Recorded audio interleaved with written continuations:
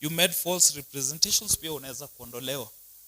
And then finally, if you get registered as a public benefit organization, umeapply hata umepatiwa tax break, and then you fail to undertake the activities that you are registered to undertake, that may result in your cancellation. But that all these procedures will be resorted to, not as a matter of emergency, but you'll be given a chance after. It's a step process. There is no sudden deregistration or cancellation. Utapatiwa muda, utaambiwa you failed to comply with this kind of regulations, so you need to comply. If you don't comply, then you get deregistered.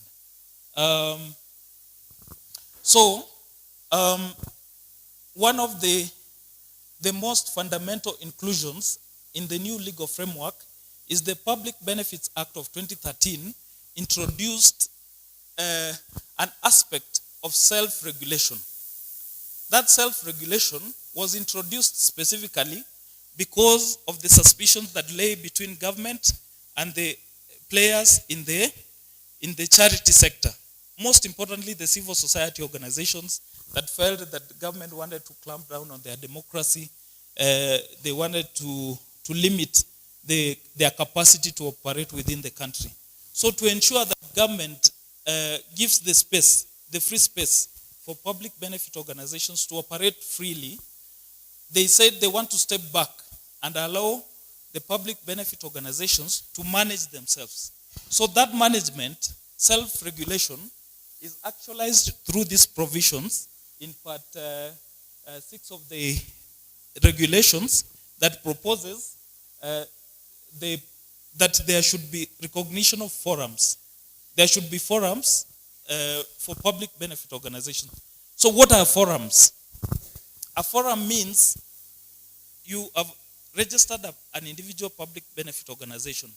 You can come together, a minimum of 10, and form a forum.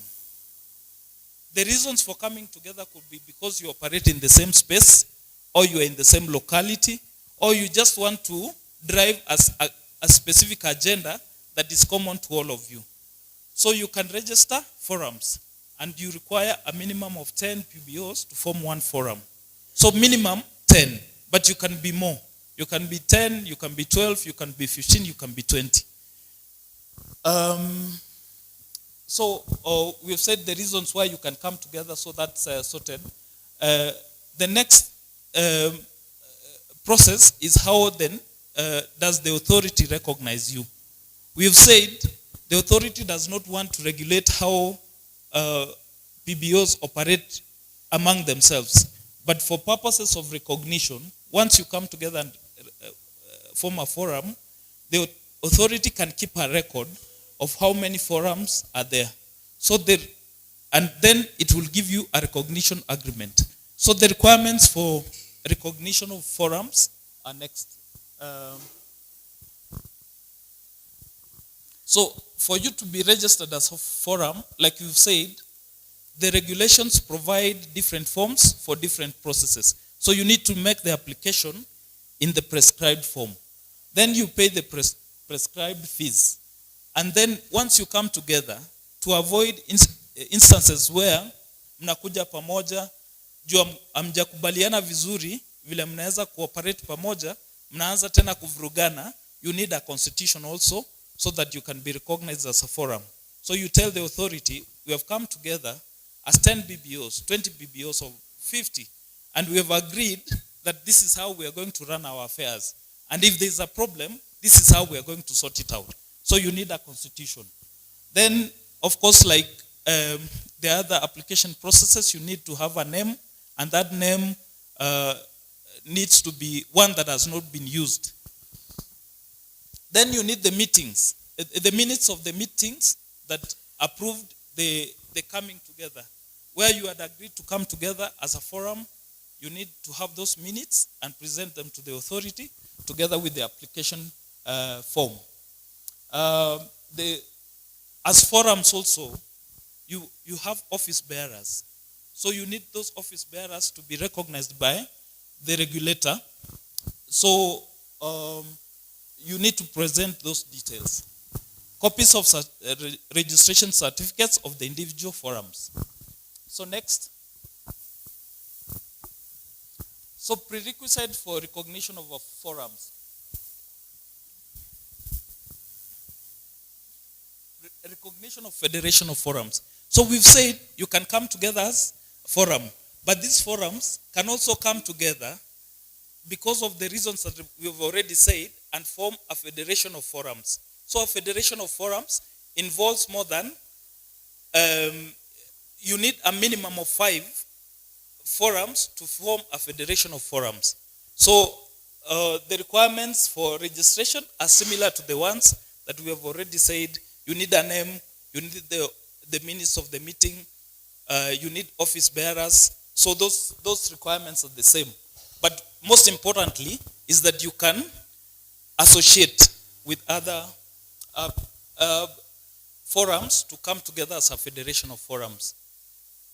So what are the obligations of public benefit organizations in terms of reporting mechanisms? How does the regulator facilitate that process?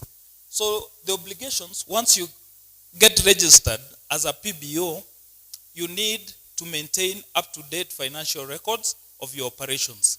Then you need to file annual returns 6 months after the end of the financial year. Then you need to notify the authority whenever you make material changes in the operations of the organization. And then finally, you need to comply with the regulations that are already prescribed by law and that will be provided by the authority as you register your PBO. So finally, we've said once you come together, you can also either get deregistered or voluntarily decide to wind up. For voluntary dissolution, like you can decide to wind up for various reasons. Maybe donor ametoka, maybe you came together and you've disagreed on how to manage the organization. Maybe you have achieved your objectives, so you are allowed to come to the authority and say now, we registered this organization in 2025, but we have achieved our objectives. Ama ule donor mfadhili alikuwa amesema atatupatia pesa, amesema hana pesa ama imeisha, then you voluntarily wind up the organization.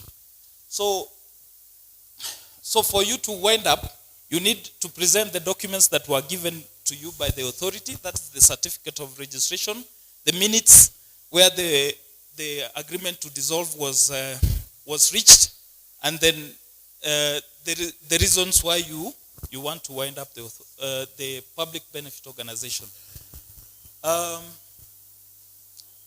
There's also instances where we've said the authority can step in as the regulator and say, we gave you a certificate, we registered you, we recognized you, but you have veered off from what you told us you are going to do. Maybe because you are engaged in illegal activity, maybe because you have failed to comply with the reporting requirements that are provided by law. So the authority can step in and deregister you. In those instances, contravening any law within the Republic of Kenya may also result in you getting deregistered. But like we said, nothing will be done overnight. You'll be given a chance to express yourself where you are not complied and an opportunity to comply before you are deregistered. So the proposed period for your deregistration for failure to undertake public benefit activity is 1 year. So if you decide to deregister or to dissolve the organization, there are procedures that protect the assets, because the assets that you've been using are public assets. They were meant for public good. So if you decide to dissolve the organization that you formed, it's only fair that those assets continue to be used to achieve the objectives that are of public benefit. So the authority gives so for protection of those assets, you'll need to notify the authority that you want to wind up, identify an organization to which those assets should be handed over to, probably the one that undertakes similar activity like the one that you are undertaking yourself. So you are given the first priority to choose where your assets that you had acquired should go to. These assets include things like vehicles, furniture, money in the bank, those kind of assets where they should go to.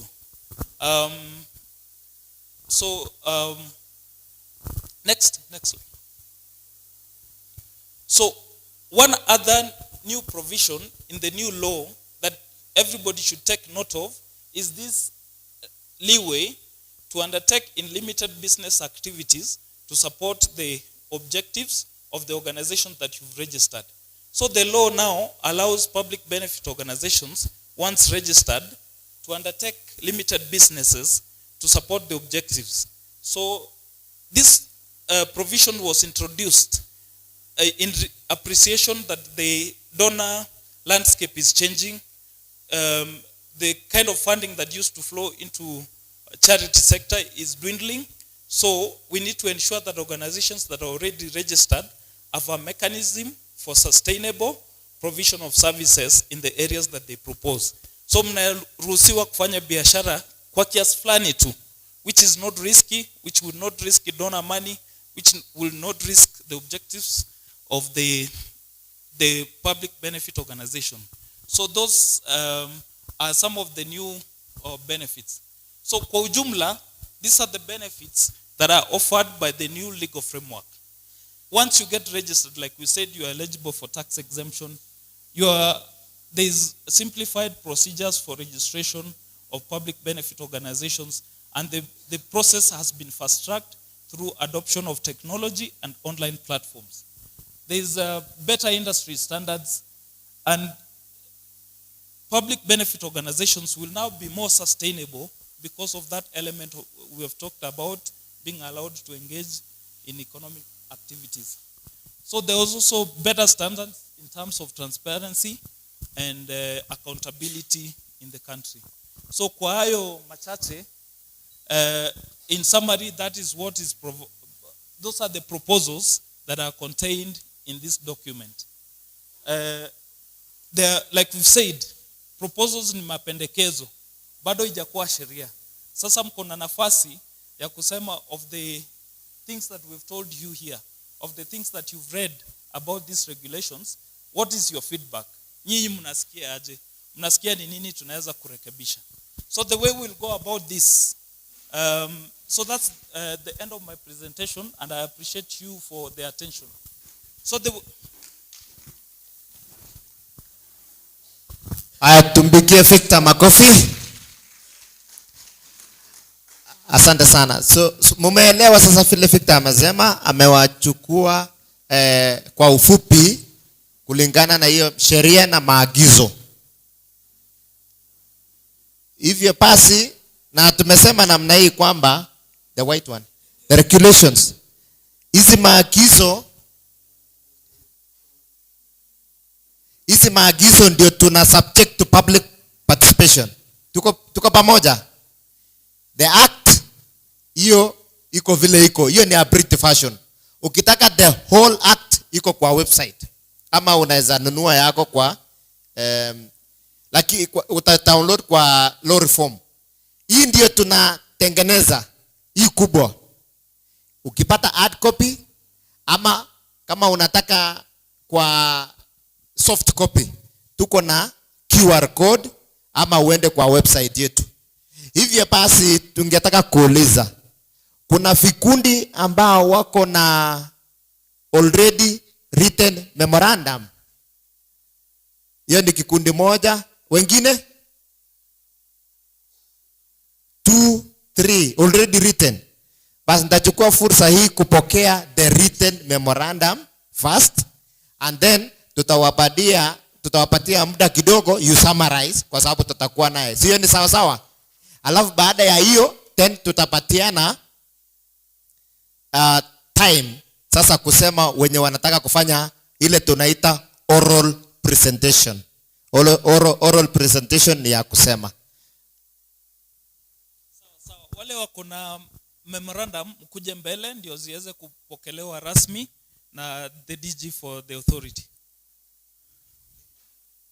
Lyndon,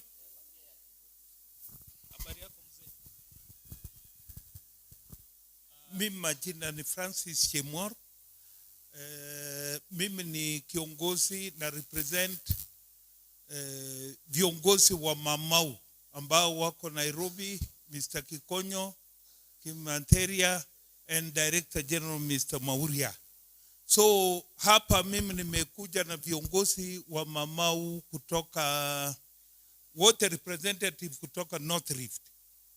Kama unajua unatoka Trans Nzoia, unatoka sehemu ya North Rift, msimame juu as far as Nairobi yenye umefika hapa.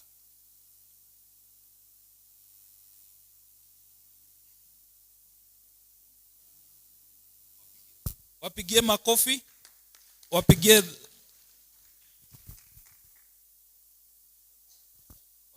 So mwakilishi wenu ata present the memorandum to the DG, alafu tutaendelea.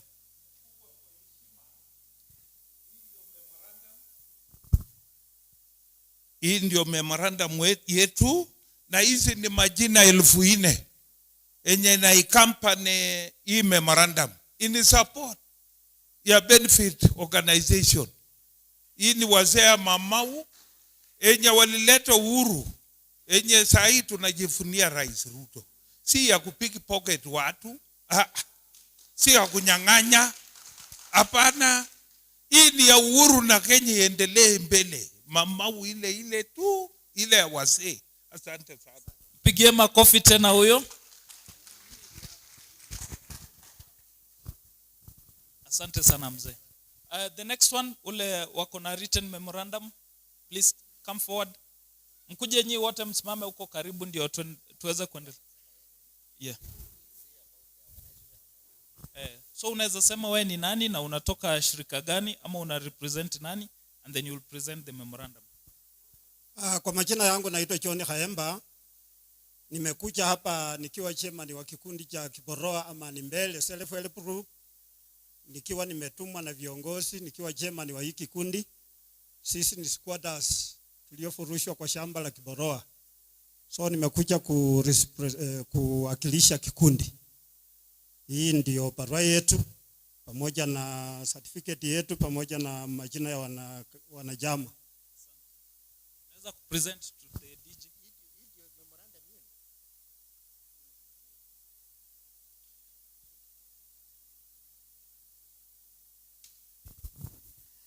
Wacha tufanye clarification. Tunataka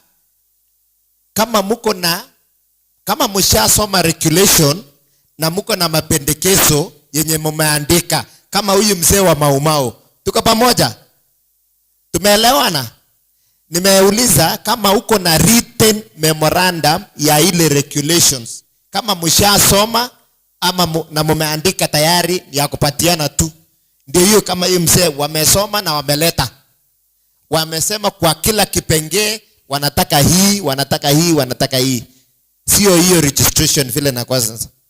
So is there any other group wenye wako na written memoranda yenye wameandika tayari? Okay. Viongozi wetu wote, wageni na kila mmoja, hamjambo. So ningependa kuomba wakilishi wachache kutoka Wazingishu Civil Society tukiongozwa na kina Barna waweze kuja mbele. All the organizations ambazo wako under network Wazingishu Civil Society.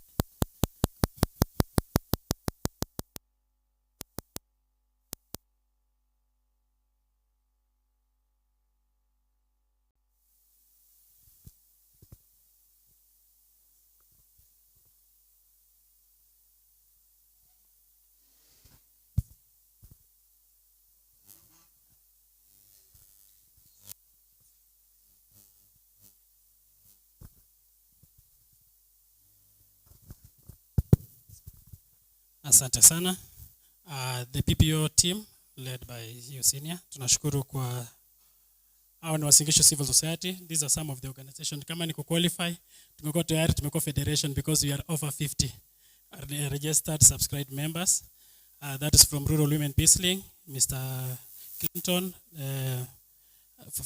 Ngarisha Dada, Madam Vivian, Rambo from Muruma, Buddha CBO Kevin, Toboika from Shujaz, Abok from Girls Transform, Bunge la Mwananchi, Emeritus Senior, Mr. Barno, Emily, our treasurer, and I, the Secretary General, was English Civil Society. We've been having a number of concerns ambazo tumeona this submission ziko, tutasema tu in few kwa sababu we'll share through the soft copy. Number one is that we have the regulation section interpretation. Yeah, the forum. Forum means forum of the public benefit organization recognized in accordance to the regulation number 24. For us, we say the regulation 24 is wrongly cited. It refers to the process of application for recognition of a federation to forum. So the concern is that regulation number 21 to be corrected and the citation to be provides the definition of a forum. I think that was our one amendment. Number two, concerning the register, means the register of public benefit organization according to regulation 36. For us, we said regulation 36 is wrongly cited. It refers to engagement in economic activities, the way you had shared. And we said in the regulation number 28 is the correct citation. It refers to the register of public benefit organization to maintain by the authority. That from our rationale. When you go to the regulation number 2 interpretation, preliminary, proposed of add, include new provision of interpretation, regulation proposed, new addition below interprets section 3, and therefore we say that obligation under the PPO to create an environment with the public may have access to information concerning registered public benefit organization must give effect to the right of access to information by citizens as provided under Article 35 of the Constitution. Provision to the ATI Act provide the legal framework. We have as I conclude, because there is a lot, I want to just to give some key areas. There is a point whereby they were talking about deletion and prohibited names. It says, that is section 5. It says delete entirely regulation 5C, which states, in the opinion of the authority, the name is offensive or undesirable. For our rationale, we say this is a problematic provision as it's entirely subjective with the no legal parameter decision of the authority. And therefore, it's sufficient for the purpose of the prohibition names. The 3 is regulation 5B, which provides the authority will not register a name that will constitute an offense under the act of any other written law. So there is the other part of whereby we thought of we thought that there is that name where we said that majina isifuatane kama, for instance, Wasingishu something like national Kenya something that can affect the state in quote unquote, like the state is organ iko na interest. So for us we said unless whether there's a criminal issues or any other thing ambayo iko related to that, kwa sababu inasema ya kwamba the authority has the power to suspend them, kuwatoa, kudiregister or any other thing. So that was our concern that we had. Just one word from our emeritus, and then later we'll submit under submission our email.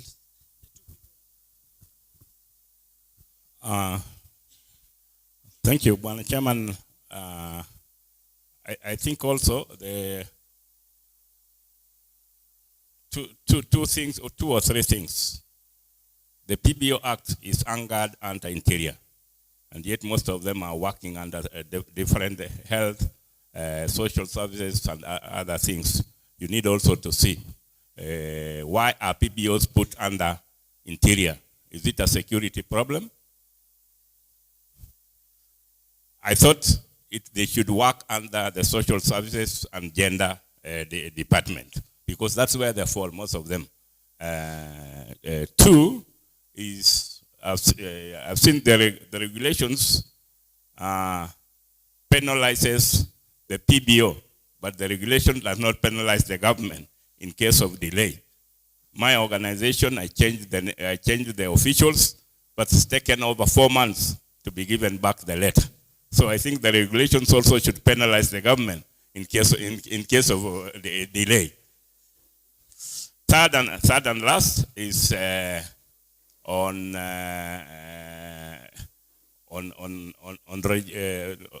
on registration, but the PBO, as my secretary has said.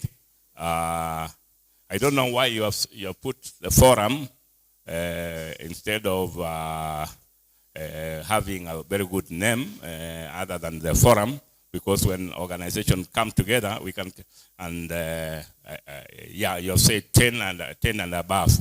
So we can come together to have a forum. It's a political forum, or it's a human rights forum, or whatever, but you should have had probably a good name, so that and also you should have put regulations to say it should be geographical, either a county, a sub-county, a ward, or something. I think those are the things you need to change. Asante. Thank you. Yangu ya kwanza niliona uliongelea about devolution.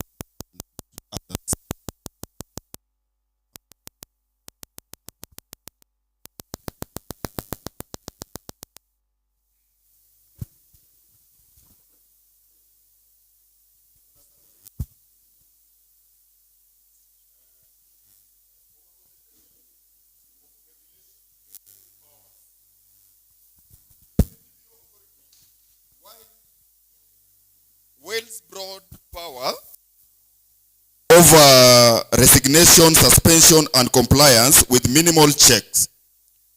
Mimi naona kana kwamba the authorities wale wanasimamia registration wamejipea power mingi sana.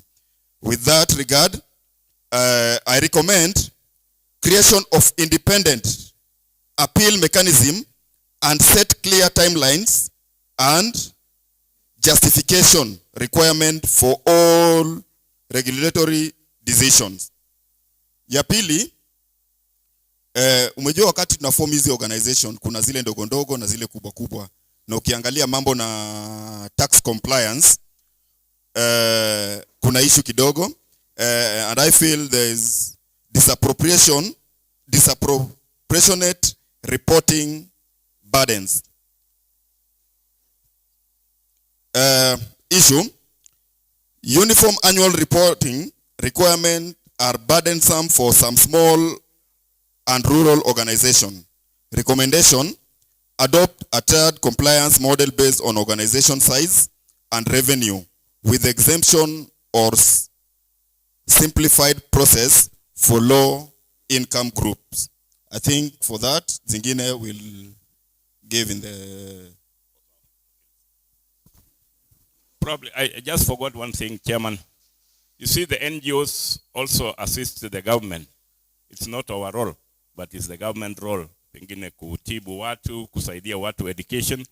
So I don't know why ilifika mahali serikali ikafungia NGOs yenye walikuwa naleta vitabu, walikuwa naleta gari, walikuwa naleta computers. So you need also to have a regulation. Umesema just a general exemption. I thought the NGOs should be given super exemption because ndio wanasaidia wananchi. Tumalizia. Asante. Kwa sababu ya muda, mimi naitwa Shundu Humphrey, chairman wa bunge la mwananchi. I have some concerns about the regulations. One, tumepata goodwill juzi na rais akisema ya kwamba to implement this act. As a CSO, our major concern is that kiangalia kwa provision ya core values, we are saying PBOs should be independent. How independent are we ikiwa mpaka tutangoja rais apatie directive ndio to implement the act? So we need to be very careful, because today we might be having a president that has a goodwill and tomorrow we bring another president who has no goodwill. What will happen to the act?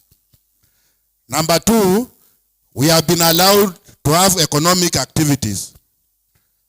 My worry is we have a rider about tax exemptions.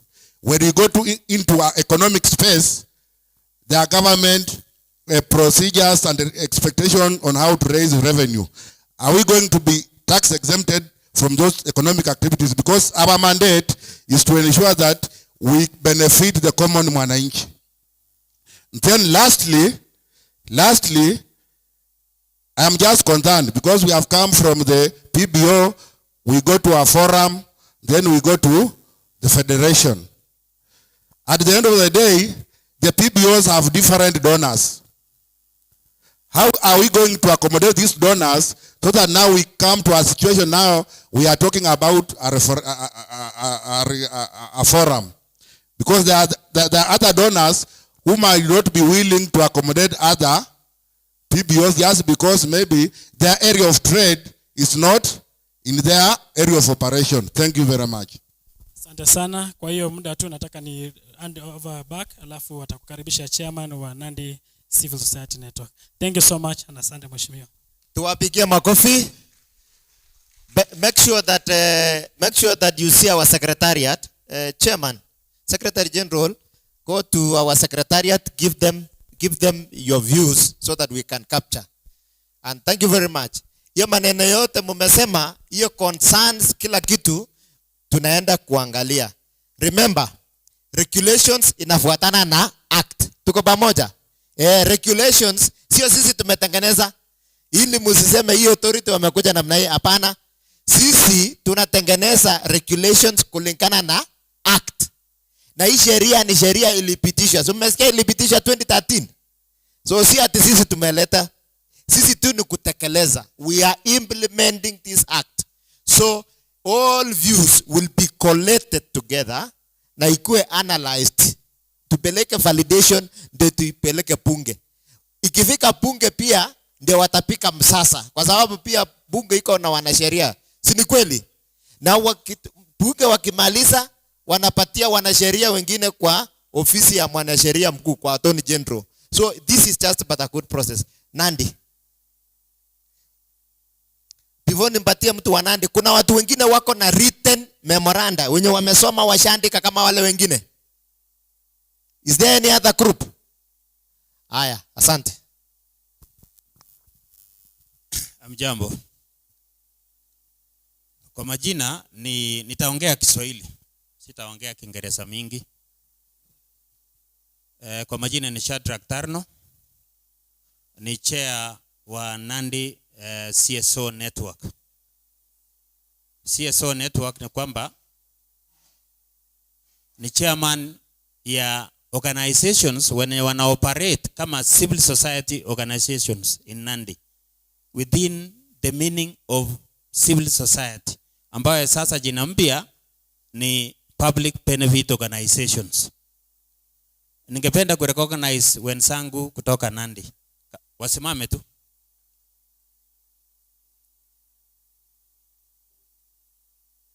Sawa. This is a very critical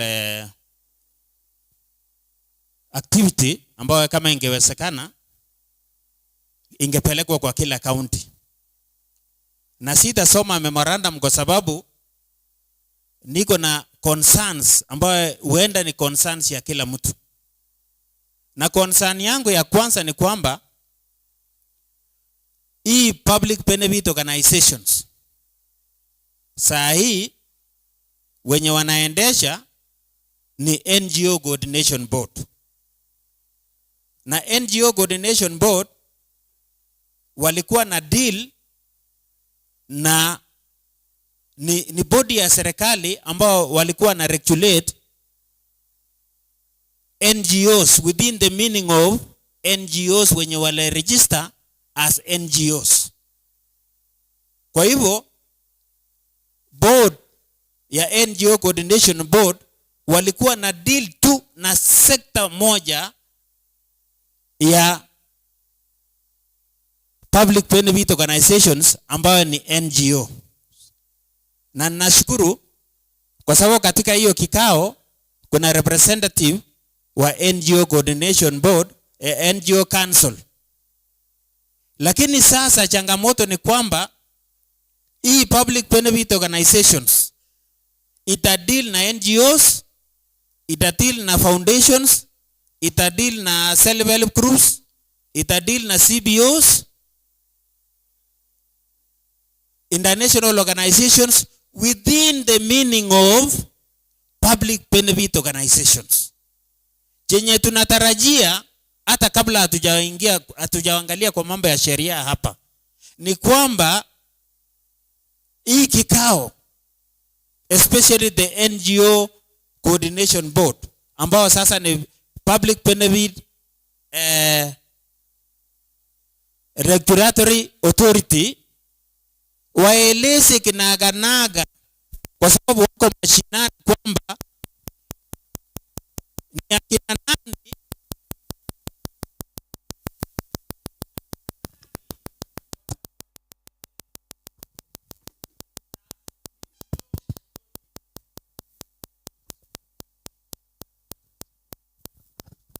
nafikiri hiyo ni kitu ya muhimu, ili kwamba watu wasikae hapa wakifikiria kwamba wale wa associations, wale wa nini. So nafikiri the coordination will take us through, waseme kwamba we is supposed to register kama public benefit organization within the meaning of public benefit organization, ndio tuelewane. Then tukielewana tutakuwa kwamba tutaelewa kwamba kumbe organization yangu ya mashinani, kama ni self-help group, kama ni cooperative, kama ni association, kama ni CBO yangu, kwa sababu wewe uko na CBO lakini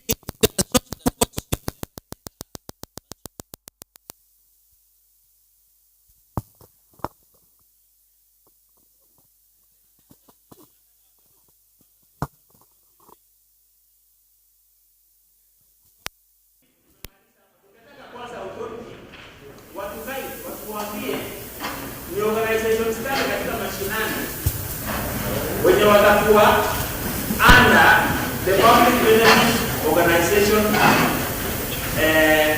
authority, na ili kwa sababu hii kitu ya maana sana, kwa sababu sasa this public benefit organization authority watakuwa kusimamia NGOs, wenye walikuwa NGOs, CBOs na hizo zingine. Kwa hivyo nafikiri hiyo ni kitu ya maana sana, ili tujue ni nani anastahili kuwa registered. Wacha tu nirudie kwa sababu nataka watu waelewe. Under the Public Benefit Organization Act, tusichanganywe. Then from there tuende to interrogate sasa ni nini inatufaa, na tumekuwa kwa sekta kwa muda, na ili baada ya kuwa guided katika our counties, we have the civil society networks. Jukumu letu ni kwamba kwenda kuleta CBOs on board, wao kuwa members, lakini already a number of CBOs are members of the county networks. Kwa sababu umuhimu ya county networks ni kwamba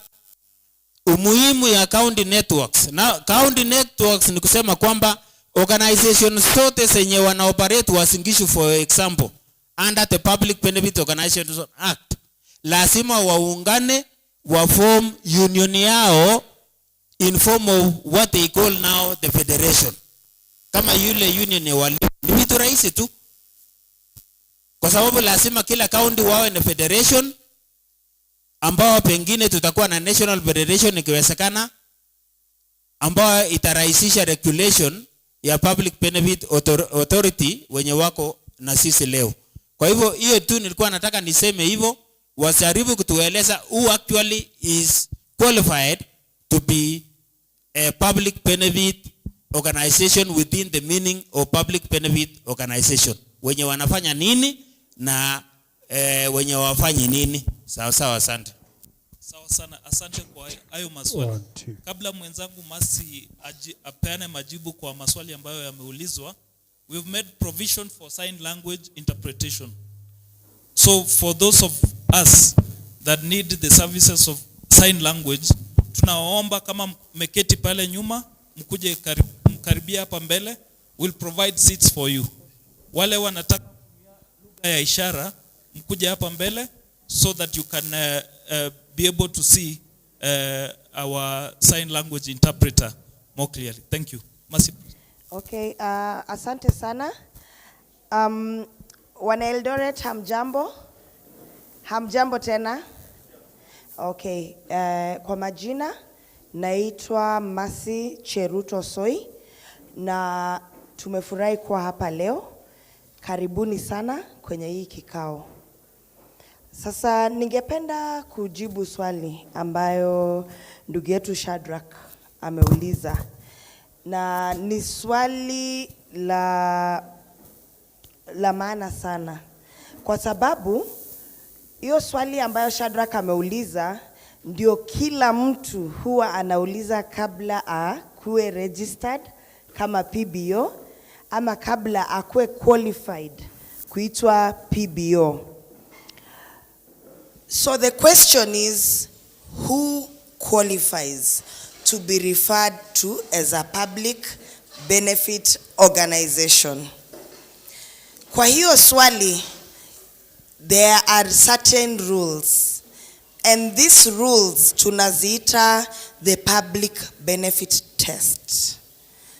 Rule number 1, your activity must be for the benefit of the public. Your activity must be for the benefit of the public. There should not be any private benefit that the members gain. Hapo tuko sawa? So ile activity munafanya lazima ikuwe ya kunufaisha watu wengine ambayo sio members wenyewe. Na kuielezea zaidi, tuko na mfano wa CBOs. CBOs, tuko na CBO ambayo ni self-help group. Na hii inamaanisha kama ni self-help group, ni members wenyewe wanasaidika. Sivyo? Tuko pamoja? Kama ni self-help group, members wenyewe ndio wanasaidika. Lakini pia tuko na CBOs ambazo ni za public benefit, za kusaidia watu wengine, the community members and a target group. So rule number 1, to be a PBO, you must have public benefit and there is no private benefit to the members. Sawa.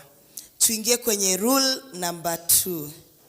Lazima mkuwe na kikundi ama watu ambao mumewaona na mkasema ya kwamba this is the group we are going to assist. Hii inaitwa target group. There must be an identifiable target group. Mkisema mnasaidia watoto wa shule, that is a target group. Mkisema mnataka kusaidia wamama ambao wanaishi mji wa Nairobi kwenye point A or B, that is a target group. Mkisema mnataka kufanya tree planting in Kericho County for example, that is a target group. Sasa lazima kukuwe na target which is identifiable. This target group inamaanisha kesho tukikuja kuwatembelea na mtuonyeshe projects zenu, lazima tuweze kuona ya kwamba kuna hii kikundi ambao wananufaika, wanasaidika na activities zenu. That way you qualify to be referred to as a public benefit organization. Sawa? Haya. Rule number 3. As a PBO, if you are carrying out an economic activity, if you are carrying out an income generating activity, the proceeds of this income generating activity must be plowed back, irudishwe kwenye hii PBO. Lazima hiyo pesa ambayo munatengeneza from your activity irudishwe kwenye PBO for sustainability. Not for anyone's private gain, but for what? Sustainability. Ni sawa? Tuko pamoja? Sasa, wakati umetengeneza hii pesa, and then you plow it back into the PBO for sustainability, you will be reporting and indicating that hii ndio pesa ambayo tumetengeneza sisi kama wana PBO, na mkireport munaeleza ya kwamba tulitengeneza pesa kiasi hii na tumeirudisha kwenye PBO yetu. That way you qualify to be referred to as a public benefit organization. Tuko sawa? Tuko pamoja? Sasa, kwa hiyo swali, because nataka kudeal na hii swali ya who qualifies to be a PBO. Sasa nimewapea hiyo rules. Tusonge sasa kwa examples za organizations. Tuangalie mifano ya organizations ambazo zinaitwa PBOs. So long as you qualify to carry out that activity, we have companies limited by guarantee that qualify to be referred to as PBOs. Na ni kwa nini? Ni kwa sababu those rules that I've explained, they do not have any private gain. It is for public benefit. Tumeelewana hapo? Pia tuko na vikundi zingine ambazo ni CBOs, which qualify to be referred to as PBOs. Pia tunaweza kuwa na society ambayo inafanya activity kulingana na public benefit. So long as you meet those requirements, there is no private gain, there is public benefit instead, you have an identifiable target group, mkifanya business, you plow it back for the benefit of the organization, then you can be referred to as a public benefit organization. These entities have been registered differently. Kuna zile zimekuwa registered as trusts, as companies limited by guarantee, as societies, as CBOs. Lakini sasa, this act and regulations intend to bring all these entities under one roof of regulation, provided there is no private gain in this organization. If you are operating for public benefit, then you are moving closer towards being referred as a PBO. Chairman Wanandi, have I answered your question? Yes, but you have not used the word non-profit. All right, so you wish for me to use the word non-profit. Now, when we talk of non-profit, it would mean these entities operate for purposes of not making any profit. All right? So, historically, the term non-profit organization started when organizations would come together for charitable purposes, so that they do not make any profit, but they confer charity. This charity is for public benefit. Then now, developments happened, And then we came up with non-governmental organizations. Moving forward, we are now at public benefit organizations. The interesting aspects of the difference between the non-profit and the public benefit organization is the income generating activity, which the Act now introduces.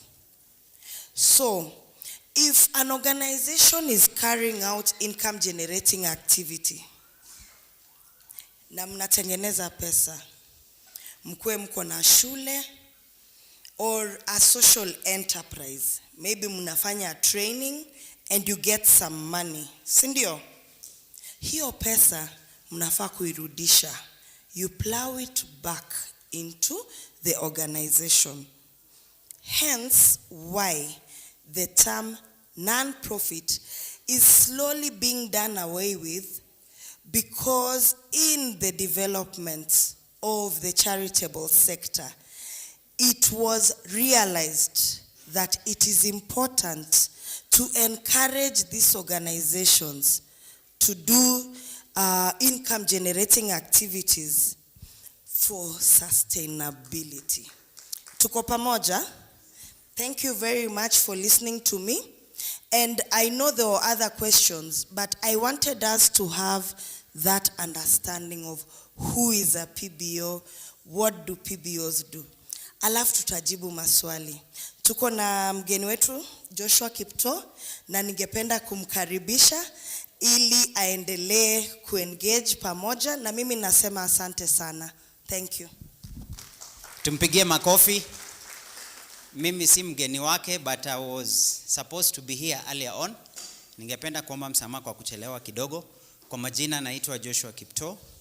An advocate by profession.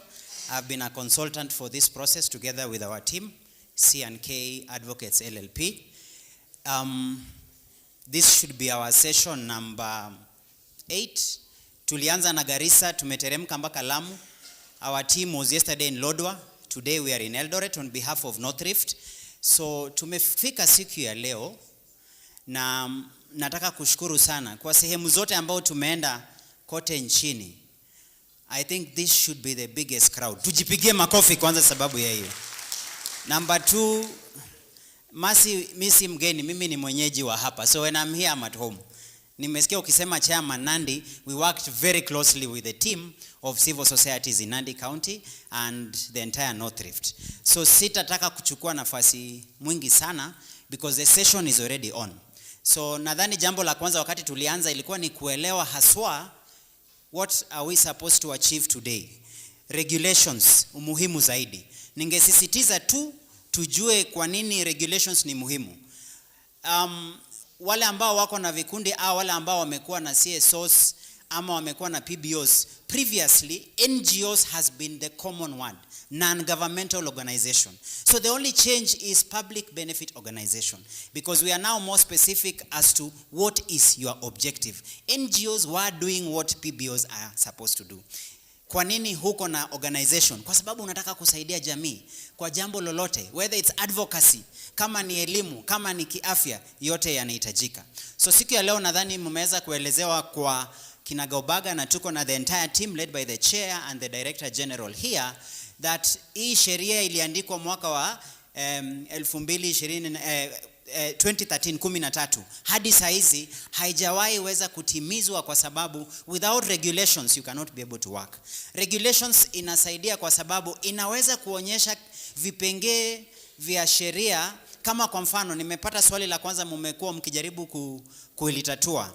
Nikitaka kusajilisha, if I want to register ama kujiandikisha, what do I use? Our regulations ambayo mmeonyeshwa kwa kifupi hapa inakupatia hadi the forms to apply. So I want us to ask questions. Nataka tuulize maswali. Wakati wenzangu waliowapitishia through the different parts and preliminaries. Registration part 3, bestowment of public benefit. Bestowment nadhani kutakuwa na maswali. Kuna wale tayari tumeregister. Tarno, najua wewe uko na organization. You are not asking to register a PBO. But if you have registered as a CSO and you want to be considered as a a PBO. You find us now having a part 4 talking about bestowment. It is just a question of being recognized as a PBO. We do a public benefit test. Tunajaribu kuangalia tuseme kazi gani unafanya. Muhimu zaidi, maswali ambayo tumekumbana nayo ni what is the importance, hii regulations itasaidia nini. Na nashukuru kuna mmoja mmetoka kuambiwa hivi sasa mtakubalika au mtakubaliwa kufanya au kutekeleza income generating activities. And the only difference is that the work and the purpose for that income generating is to support your initiative, which is for public benefit. So ningetaka sasa tuifanye kwa haraka kwa sababu muda ambao tuko nayo si mkubwa, na tungetaka kuchukua maoni ya wananchi sana. Mimi ni mtu ambaye naamini sana public participation ni kusikiza maoni. Kama ilikuwa kufunzwa, mshafunzwa. The first 30 minutes, 1 hour was to do civic education. But for now, we want to systematically get all your opinions, your questions. I will divide them into 2. Kuna yale maoni ambayo utatoa inahusiana na the regulations. For example, kuna wale walikuwa wanatuambia fees ambao mumeweka kwa hii document, with the authority being here wanaambiwa fees iko juu. Kuna wengine wetu hatuna uwezo. Can they be able to reduce? Wengine walikuwa wanasema hatukubaliani na kipenge fulani, labda badilisha. You can be specific and put it in writing. Ukiamka unasema county ambao unatoka, sehemu au kipenge cha sheria ambao unataka kubadilishwa au unataka iondolewe, whatever opinion you have on that. On this regulation. That is the main thing we are taking. However, ya muhimu zaidi pia, kwa sababu the regulator is here, there are practice questions you can be able to ask and they are able to answer. Ndio maana unaweza kuuliza, sisi kama CSO tumekuwa na jambo fulani au shida fulani, hatujaweza kusaidika. Director General nitamwamsha nimwambie please tujibu. Tuko na team leader Lindo na wale team wengine wote ambao wamekuwa hapa including Mercy. So I would want us to work systematically. I don't know how many microphones we have, so that ikuwe easy. Kuna watu wa nyuma huko, unainua mkono, so I can start with this row, then I come to this row. So do we have microphones watu wa nyuma huko? Let us distribute. I just need 2 people. Bora give me 2 people. Mtu mmoja asimame pale, so that the first half, just 1 microphone iende huko. So naona mikono 4. So we can start, as the microphone ya nyuma inaenda, we can start from here. Unasema jina, unasema county, kama una represent organization, you specify the organization and the specific. So Victor, we can start here. Inafanya? Haya, tuanze na hapa. Karibu mzee. Nashukuru sana. I'm Kemor Francis. As I had presented the memorandum, I will be very brief and I will read. We strongly support the objective. We strongly, sababu kwa Kiswahili ukiitwa kwa unga kuchota unga alafu eneenda bila mfuko ya kubeba unga sauri yako, pako uende na mfuko ya kubebea unga yako. So I start this way. We strongly support this objective and offer these detailed comments to enhance operational clarity, support effective implementation, and safeguard both public trust and organizational independence. 3.0, Article Leo, detailed comments and recommendations. 3.1, registration process. Establish a fully automated digital registration system, decentralize registration to county levels, enforce maximum 60 working day timeline for processing, permit provision registration where necessary, simplify documentation for smaller grassroots organizations. 3.2, governance and management. Adapt tiered governance obligations based on organizational size, provide standard templates and model constitutions, support federated stroke umbrella group compliance options. 3.3, financial accountability and reporting. Simplify reporting templates for micro and small PBOs, permit affordable audit alternatives for grassroots entities, institutionalize national capacity building programs and financial management, implement online reporting systems for efficiency and transparency.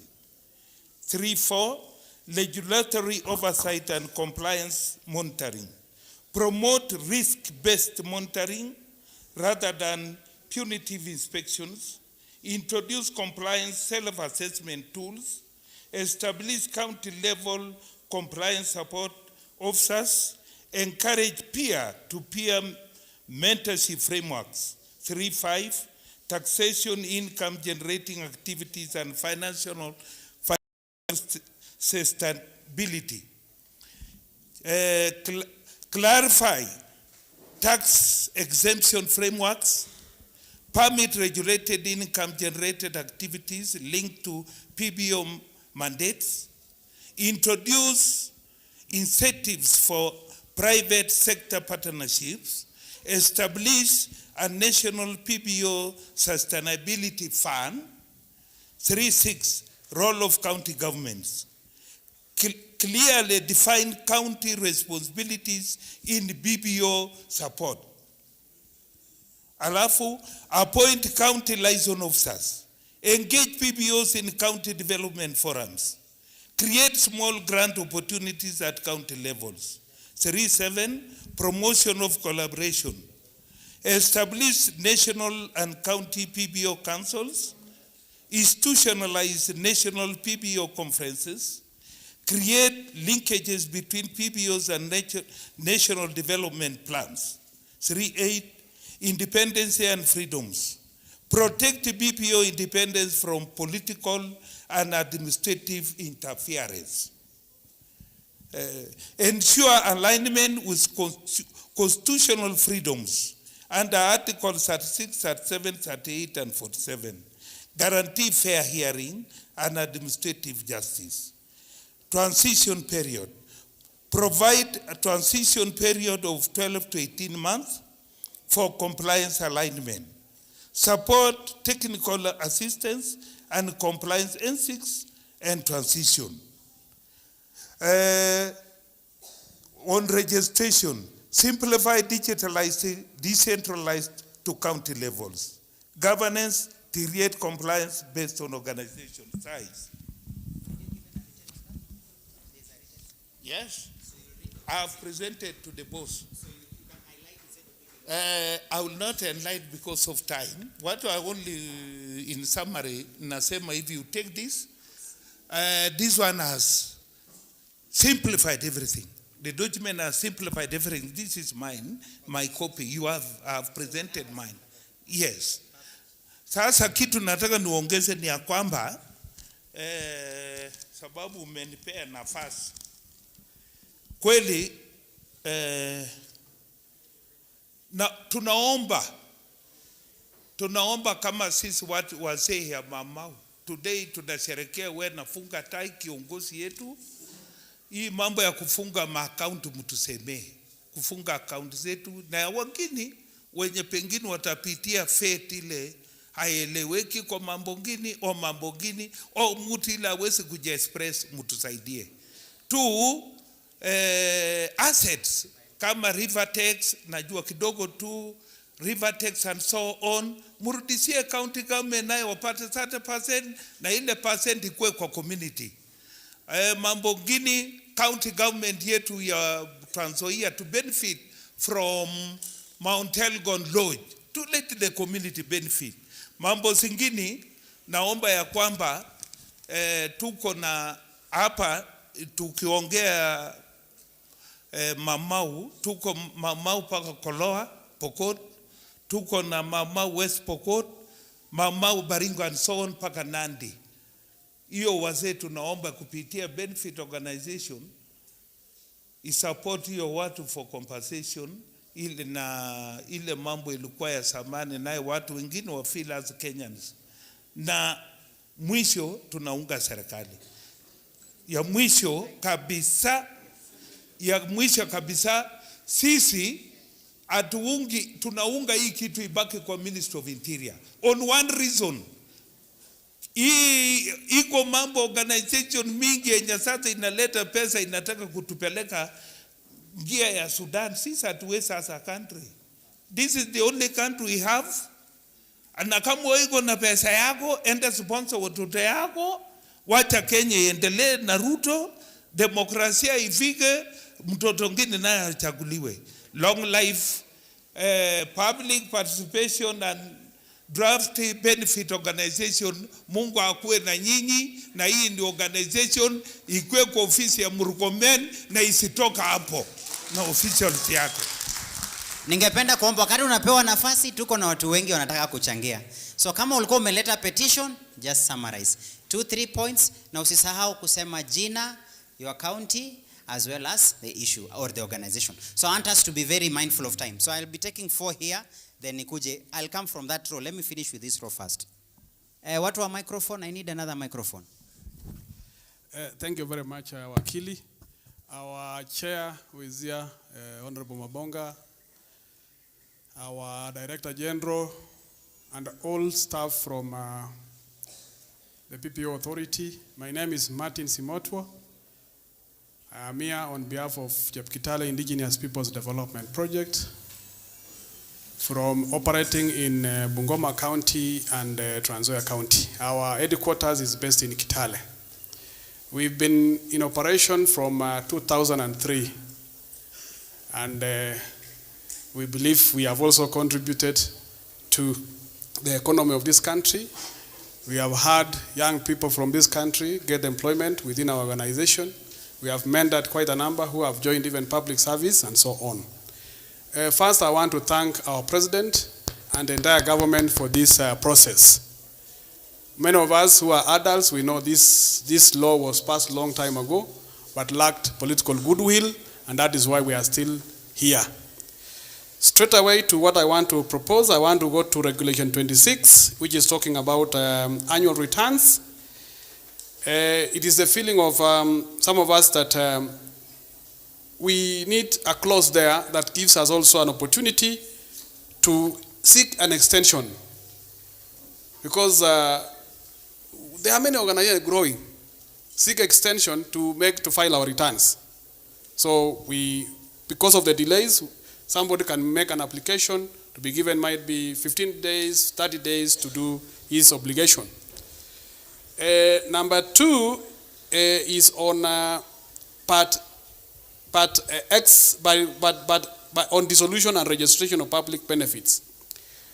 We wish to suggest that we remove and replace some of the words and replace it with the authority shall give a period of 60 days for public benefit organization to comply, because it does not give a timeline, it does not give an opportunity for compliance. And when that is just left open like that, it becomes also a problem. Then clause 35, section 1E, also if you read through it, mtu wa Kiingereza sana, it's not very specific. It is also vague it's vague in some way. So I think there is need for some changes there. Then section 3 also on 35, also public benefit organization as per the constitution. So we need to include, because talked about public institutions, we need to include when you transfer, you can transfer to either CBOs or entities that actually fall within the framework, but within that geographical region. You know, huwezi kuja Trans Nzoia, ukae huko, then wakati unataka kutoka, unatoa vitu zetu, unapeleka Mombasa. You see, must be within that geographical region. So that is something that we need to look at, because sumekaa na sisi. So kama ni magari, wachia sisi huko ndani, kama ni nyumba, wachia sisi huko ndani. Then also I want to go to the miscellaneous section, part X, on that is regulation 9. We talk about penalties. Those penalties have not been listed. And si mnajua, if they are not listed, mtu anaweza amua kukupenalize the way he or she feels. Akikuona wewe ni mweusi kama mimi, anasema wewe unatosha, hiyo yako ifungwe. Akiona wewe ni mweupe kidogo, anasema you can survive. Now, having said that, I still want to take you back to 27.2. 27 part 2, it talks about upon conclusion of inquiry under sub-regulations 1, the authority may put in place such measures to take such actions as may be necessary to ensure compliance with the Act. Again, we need to be slightly prescriptive. There is no suggestion of what to be done. And we suggest that might be umefanya makosa ama uchafanya makosa or you are under inquiry. Ikiisha, you need to be given a certificate that ile makosa ambayo ilikuwa imekuwa alleged haiko, so that you also, because some of these allegations goes to the media, goes to the public, that mmekula pesa.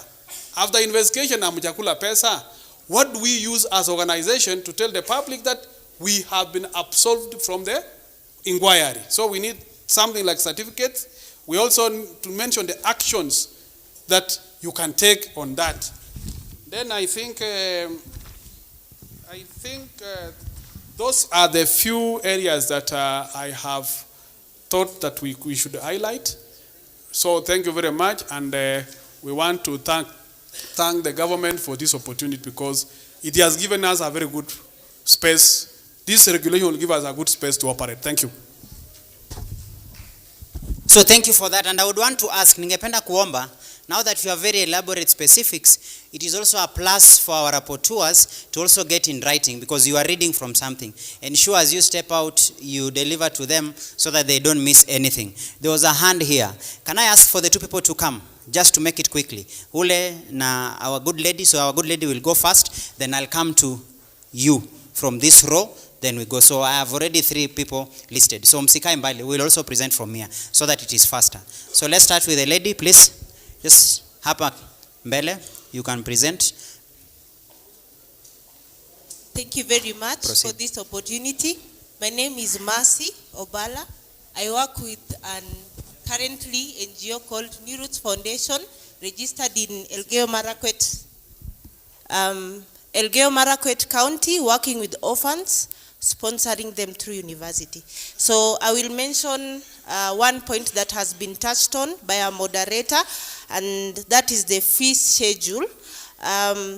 The notification of material changes was quoted as 15,000. As NGOs previously, we used to pay 2,000 shillings, and that is quite a jump. Material changes like postal address and change of board members, addition of board members, that is very expensive. The second thing that I wanted to mention was I needed clarification on we are registered currently as an international NGO, because we have another NGO in the UK that only fundraises for us, and then we are the ones who implement here in Kenya. So my assumption was that we are going to register as an international organization, but my brother there mentioned that if you are registered as an international organization, you are not going to implement. So I needed clarification on that, because from the bill, what I read, if you are registered as an international PBO, you are able to implement, and if you do not want to implement, you can defer that registration. So I need clarification on that. And then the other thing was part 26, which my brother mentioned, on annual returns. So on the first point, you say that it is within 6 months, and then the next explanation after that, onto the first, the next explanation after that, you say that you should file your returns on or before the 31st of March. We need clarification on that, because our financial year end, which we intend to keep so that we can streamline with our donor, is 31st of March. So what do you mean when you say that we need to do that before the 31st of March? If our year end is 31st of March, obviously it will be impossible for us to file our returns for that period on that date.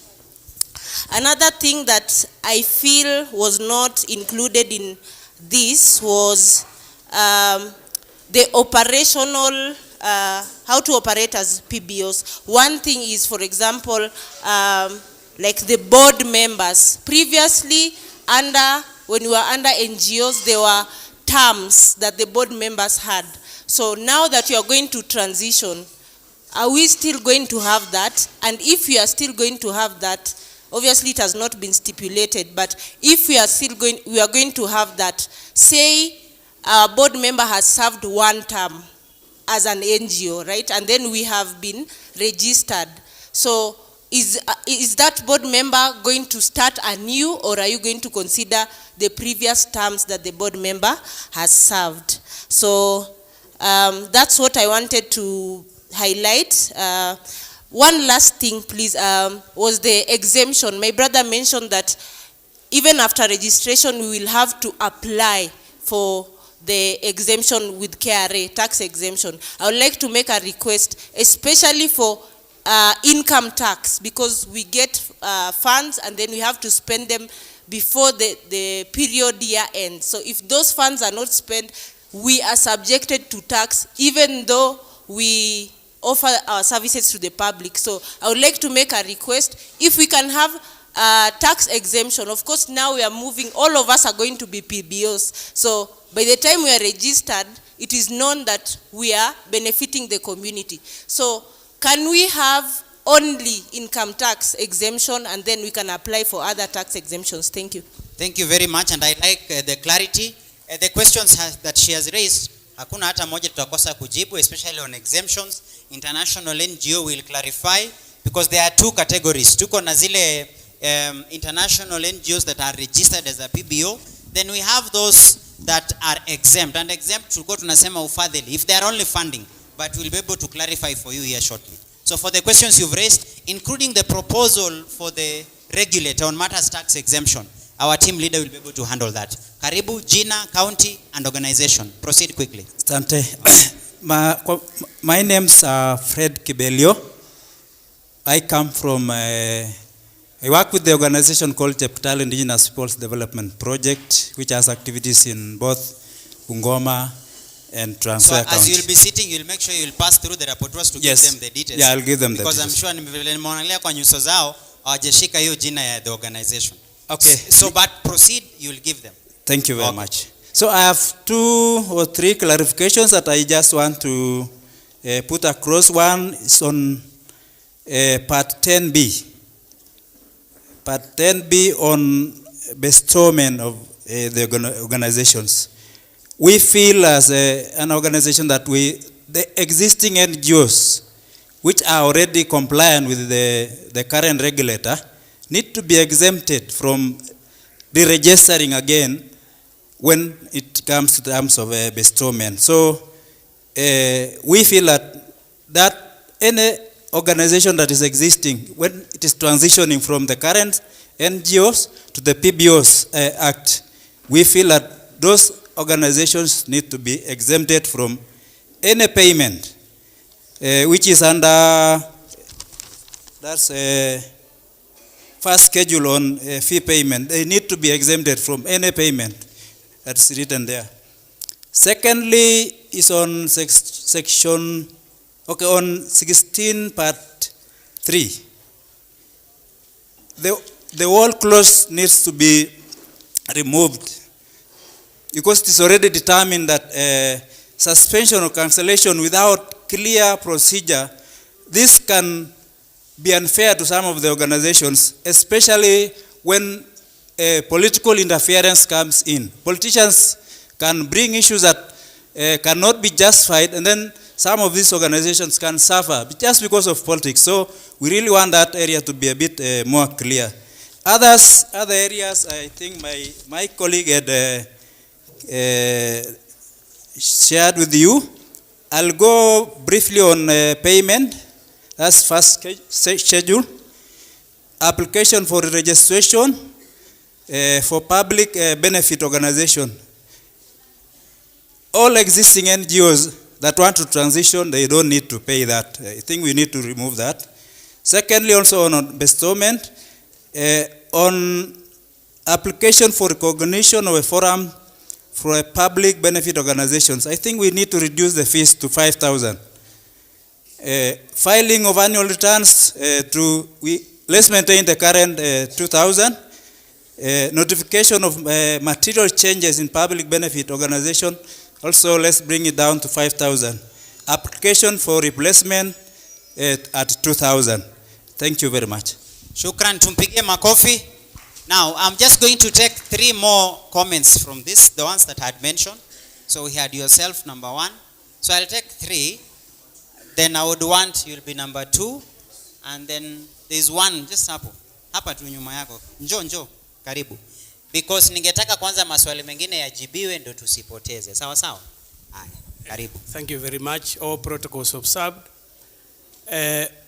My name is Edward Simba. Alafu kwa wale ambao wanaingia kidogo, kuna wale ambao bado wana register pale, tafadhali tuchukue nafasi zetu bila kudisrupt ambao wako mbele. Our officers who are regulator, please just settle people, but let us not disrupt the presenters as we take in. Shukran. Okay. I'm asking a general question because I've not gone through the act. I've said my name is Edward Simba. I work for Gynocare Fistula Center, which has been helping women. And one of the questions I'm asking, that's under Dr. Mabea, I think most of you know him, is how do we apply for tax exemption? Because he has been doing this work and we have been trying to find a way of getting tax exemption, but we have not gotten it up to now. So I would wish that you take us slowly through the process so that we can go and try to apply for the exemption, because the women we help are those ones who cannot be able to pay bills in hospitals. And they come from marginalized areas and they are quite vulnerable. Another thing, you talked about, for example, a PPO having an activity. If they make some money, they are supposed to pump back the money to the organization. Now, what I don't understand, if they are paying themselves, how do you regulate how the directors or the board of the board members, how do they pay themselves before they remit back the money to the PPO? Because it's a bit funny. Because someone can make money and then the money they make, they just put them in their pockets. Thank you very much. Thank you very much. Those are very valid concerns. I think Lyndon will be able to answer. Tax exemption and how to ensure compliance on matters of finances. Please come. You're the second one, then you'll be number 3. Then I go for answers first. Thank you. My name is Bishop Andrew Afula. I'm from Trans Nzoia, Kitale Mwisho Waleri. I'm here. I'm presenting Elijah Masinde Mwasame and dini ya Msambwa. Kwa nini dini ya Msambwa? Others, kuna wakati wengi walikuwa na wakisikia jina Msambwa walikuwa nafikiri ni pepo ama jambo mbaya sana. Kwa lugha yetu Msambwa ni spirit. Kwa hivyo hii ilikuwa ni spirit nzuri. Kwa ufupi ni kwamba ilikuwa ni spirit ya kufight mkoloni aende, wao wapaki na watawale nchi yao.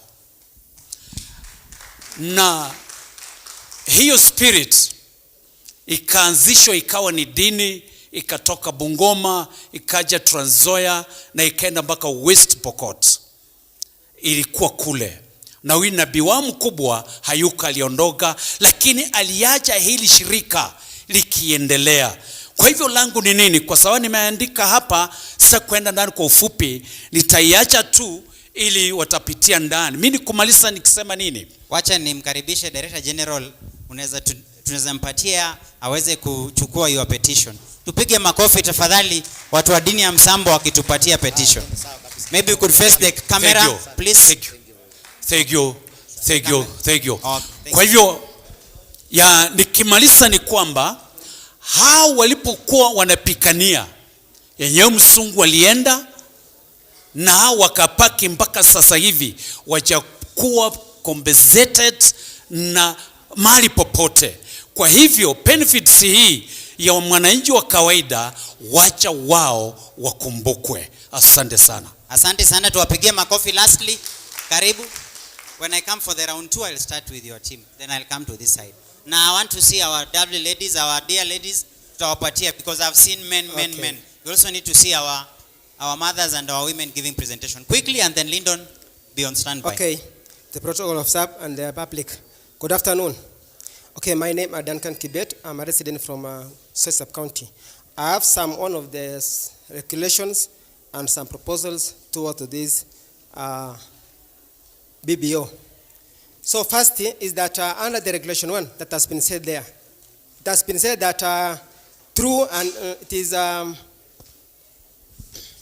is free and fair and accountable services to the people. So I want to, hiyo maneno ya kusema free and fair to the public, they should indicate it and have a framework to show that they mean it, because I know that all the public NGOs wanakuja ground kusaidia na wananchi, lakini wanasema that transparent, but they need what's called a framework to show that it is what they mean it. Secondly, the name itself there, public benefit organization regulation. So kindly I request hiyo jina waongeze kitu kimoja. This thing should be independent body, not because it's an independent to run the services in a smooth way and discharge the duty well. That is independent public benefit organization. That is it. Secondly, maneno ya financial audit. They should done the well documented and audited audit to ensure that tuwe na ile what is called the public trust to the wananchi and the funders. Nikimalizia, the membership of the board of the authority here, it has been said that the chairman appointed by the His Excellency the President, the chairperson should be under the requirements, should be a professional. Wasilete nurse ama mtu wa ICD mwenye ajiele kwa hapo to ensure that this authority to run in a smart way. Alafu tena kwa hii membership of the board of the authority, I do request that waongeze the church representation, that is NCCK representation, to ensure that everything run in an only way and in a trusty way, kwa sababu kuna maofu yanafanyika huko. Kama kuna mashetani, hawa watu wa kanisa wanaombea, si ndivyo? Alafu nikimalizia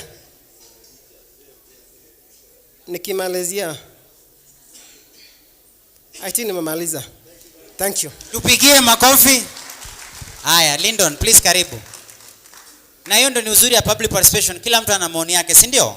Na kila maoni, there is every opinion matters, and that's why we are here. We are not here to judge, but we are here to pick each and every. Our job is to put context and to ensure whatever you are asking within the limits of the law, within the limits of the mandate, we are able to give. So Lyndon, our team leader, will be able to answer the questions we've been able to ask. Karibu. So I will go with most of the presentations have been recommendations, which we have heard, recorded, understood, and will present. But for the questions that require clarity, Masio Bala, you wanted clarity on current registration as international PBO. Under the PBO Act, there are 3 types of registration. Registration number 1 is under Section 7, which says that you get conferred public benefit status. This applies to organizations that are not registered under the PBO's Act. So you could be, as Mercy had earlier indicated, you could be a company limited by guarantee, a CBO that is engaging in charity, or a society engaging in charity, but you do not wish to relinquish your registration from that regime. So you come to the PBO authority and you get conferred public benefit status. So you'll continue operating under your original registration regime, but you'll also be filing returns to the authority on the basis of that public benefit status. Registration number 2 is under section 8 as read together with section 9 and 10, which is normal incorporation as has been done under the old act. You get incorporated, you get your certificate of incorporation, which is perpetual, you proceed and execute. The third registration method is under section 11, which is exempt registration. Under exempt registration, it applies with a person known as authorized agent. Authorized agent being the face of that organization in Kenya and being the contact person between that organization, the people, and the government. Now, as an exempt organization, there are conditions. One, you cannot fundraise from within the borders of Kenya. Two, you cannot directly implement projects to the people of Kenya. If you wish to implement, you implement through another organization which is registered differently other than exempt registration. So this applies to organizations, especially those who want to set up what we call branch offices. Somebody is registered in the US or in the UK.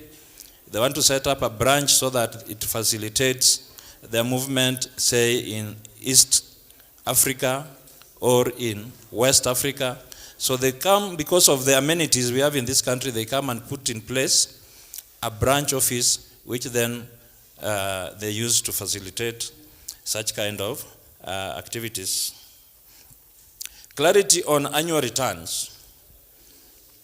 The DG had earlier alluded to the fact that the PBO Act had been subjected to amendments. There are certain conflicting clauses within the PBO's Act. One of them is the one on returns, which says that you should file returns by 31st of March. Then it goes on to say you should file within 6 months. That is an obvious conflict, which as we are doing the regulations, we will have to deal with it as is until such time that the Act is amended so that the right period is indicated that is uniform for both the Act and the regulation. The other question is on terms of board members upon transition. The board members currently in office transit, as the Act transitions, the board members also transition to the new authority until they serve the remainder of their term. So there is no vacuum, there is no cause for alarm, and there is nothing to worry about as far as transition is concerned. Transitioning of PBOs also happens if you were registered under the NGOs Coordination Act. By dint of law, you automatically transition to the PBOs Act. No questions. However, if you go to the bank with a certificate written NGOs, the bank will ask you, but we think it is now PBO. Why are you coming with NGO certificate? Because remember, the NGO Act is now defunct.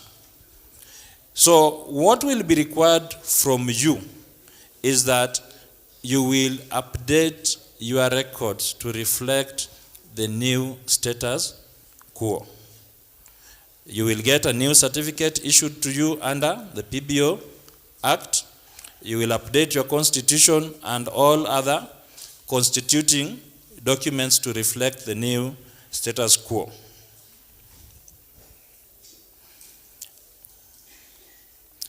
On issues of taxation and funds, I wish to state that tax exemption from tax is not a blanket provision. The Act provides for it. KRA under their new regulations also provide for it, but it is not a blanket provision. You must apply for it if you wish. If you want tax exemption, you have to make an application through the authority to KRA. Then if you meet the requirements, because KRA has set out the requirements that they wish you to meet, the authority has also set out the requirements that you should meet. Once you meet those requirements, you are given your tax exemption certificate. I think right now it lasts for about 5 years. So back in the day, back in the 90s, when the NGOs Act was still fresh, there was a blanket tax exemption which was abused by a lot of people within the sector. So the government withdrew that blanket exemption and now introduced mechanisms that if you meet, then you are given tax exemption. So that is how it works. You apply through the authority to KRA. The authority and KRA work together, so you get exempted. That applies to Edward. Edward, you are the one who wanted to know how to apply. How do we regulate board members who pay themselves from income generated from economic activities? When you come to the charity sector, the first thing that should come to your mind is that you are entering a volunteer zone. Volunteering is what is required from members and board members of PBOs. You are not a paid employee of the PBO. You are a volunteer. The people that get paid are the members of staff that execute the actual function of that PBO. So all board members and members are volunteers, and I think if you look at the law more closely, you'll find caveats that have been placed in that a board member cannot benefit. A member cannot benefit from the proceeds of a PBO. Those are public proceeds that are meant for certain vulnerable groups. So it is the authority, it is upon the authority, that is ourselves, to closely monitor and ensure that members of the PBOs are not benefiting themselves. Otherwise, they do not qualify to be registered as PBOs, because we have self-help organizations where people can benefit themselves.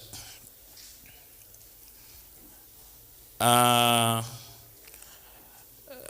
Dini Msambwa, you want representation in the board of the authority. Well, what we are doing now is making regulations. The act had already been done back in 2013. And for your information, this act was done by civil society organizations. It was not done by government. It was done by yourselves. And this is how you thought it should look like.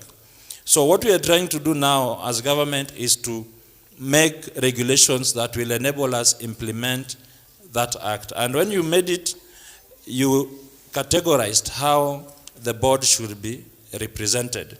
And that is how it is. So if there's any need for further representation, then the act has to be amended. It means we have to come for another public participation across the country and get views.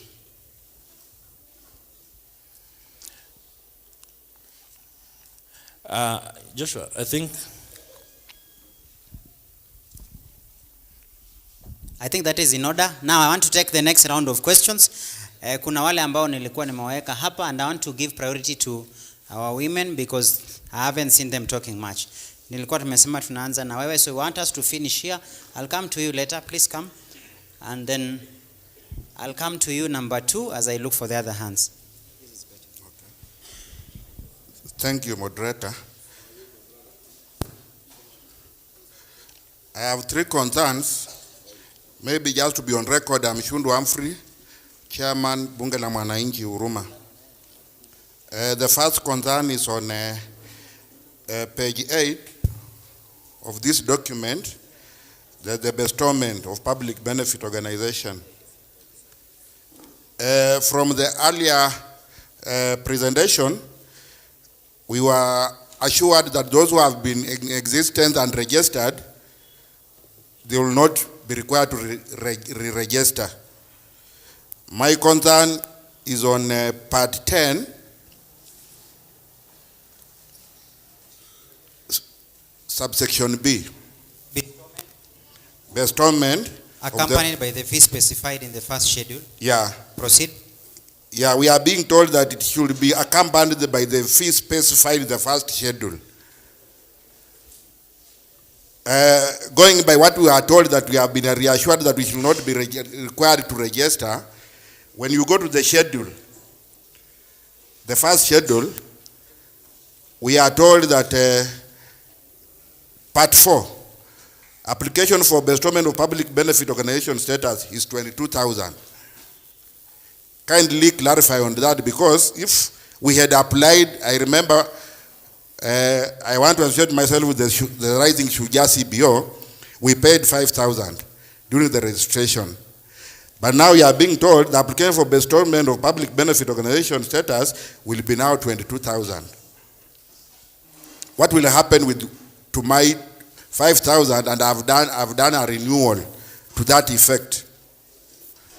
Then number 2, still on the fee schedule, I will propose, because like for me, I'm already registered, I will propose that we reduce that registration fee to at least 5,000, because looking at this schedule, it's assumed that already we have donors. But from experience, like for my CBO, we have no donor. It's us, we have volunteered, we are getting to our pockets with friends to contribute towards the benefit of the common mwananchi. But looking at these figures, you are assuming that we are donors who are giving us money.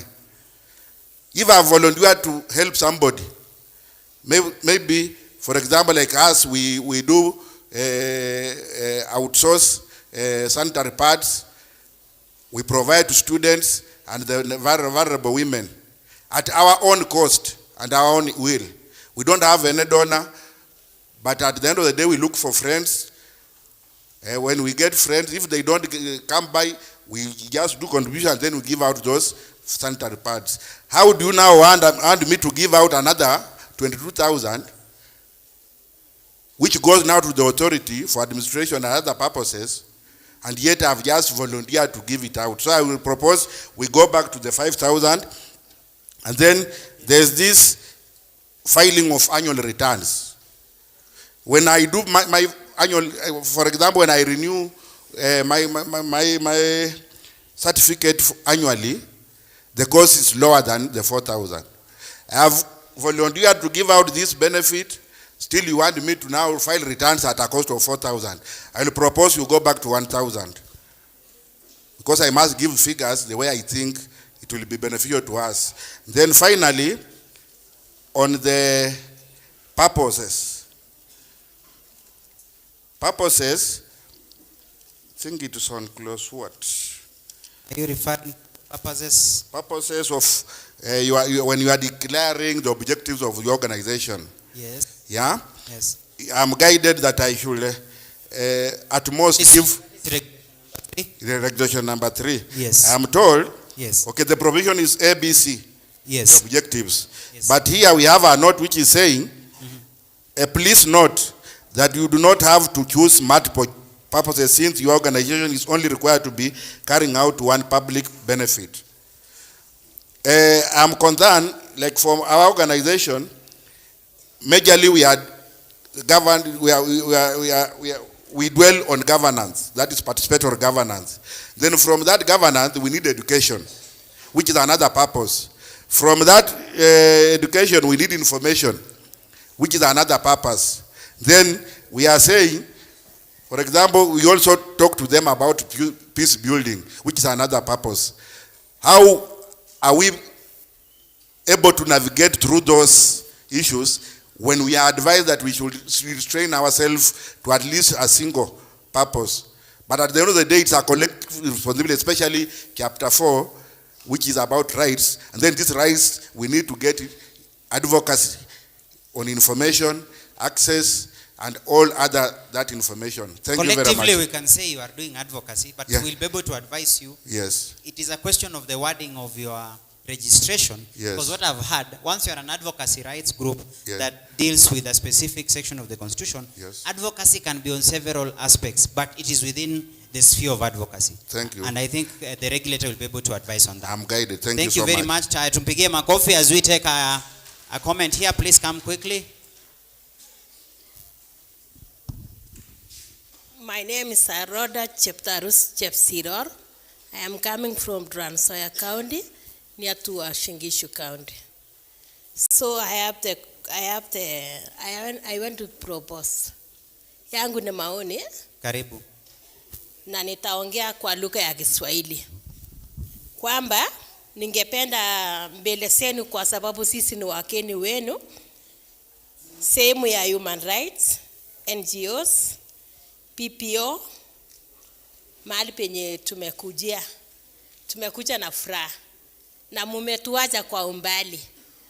Tunashukuru kwa sababu mumekuwa karibu ili mkue na waso wetu kila wakati, kwa sababu sisi kuenda mbele na kupata wakubwa ni ngumu sana, lakini tukipata wenye nimewataja, kasi yetu itakuwa wepesi. Na haya yote Jeboy alikuwa anatushika mkono.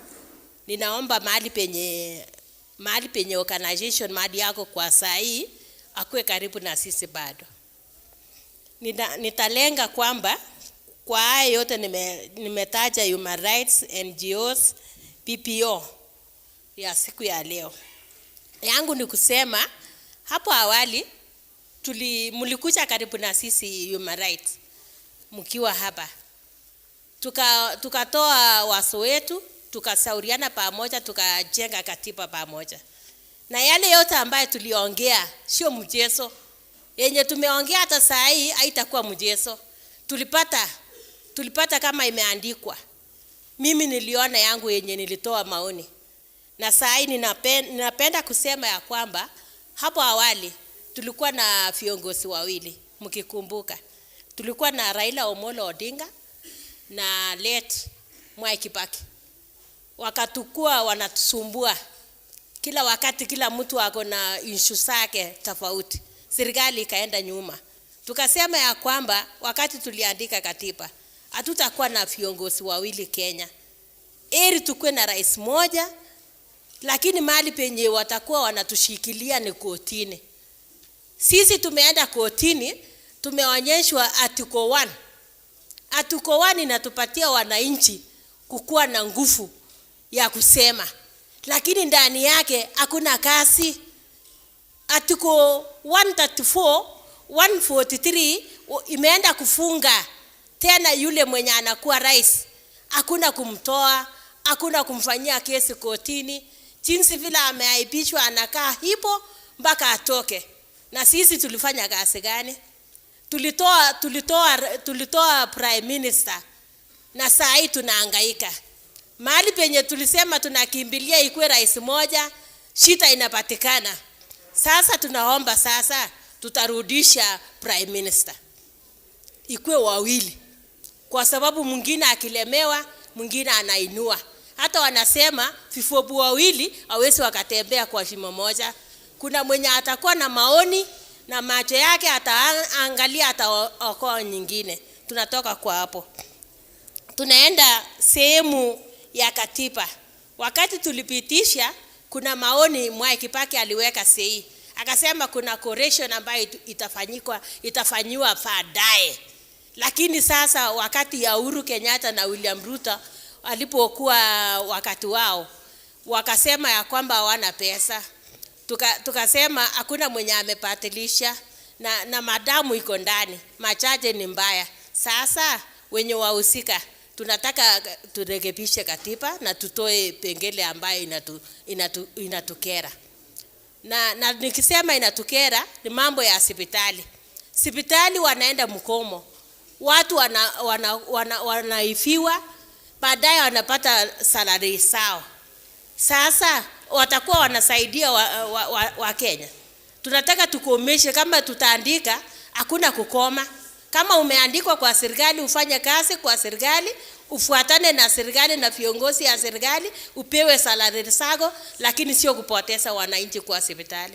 Tunalia hospitali sana, wasiende kukoma. Na tukiendelea tunaenda ya shule. Ya shule wametuletea mambo ambayo ni maisha ngumu kwetu. Wataelekea wapi? Kama wanasema kila mtu akili ni nywele, nani ana nywele? Sasa Asante sana. Asante sana. Sasa tunasema mtoe hii pengele ya kusema curriculum mpya kwa shule ikae kama mwanzo, kama rais hajatoka. Amutapata tena. Saisi kwa sai. Alafu ningependa kuomba, tunangojea pia maoni kuhusiana na yale ya Public Benefits Organization. Umetupatia maoni ambayo yanahusiana na serikali, nchi, lakini na katiba pia ni nzuri na unapewa haki, lakini tungetaka ukiona wale rapporteurs pale wanataka kuandika, sasa naona wajaandika bado. Tafadhali somalizia kwa haraka. Nikimalizia yenye sasa ni ya siku ya leo ni kwamba tuko na ngumu ya maji. Kule nyumbani tungependa kama mtalenga huko, mtatusaidia na mimi nitatoa shamba yangu iwekwe maji. Kwa majina ni Roda Cheptarus. Tumpigie makofi, amesema atatoa shamba yake kwa water project. Asante sana. Bado nilikuwa hii side nyingine. Ningependa kuomba wakati tunatoa, please come quickly, then you can also come quickly. 1 2 3. Yule mzee simama tafadhali, kuja na mwenzangu hapa white haraka.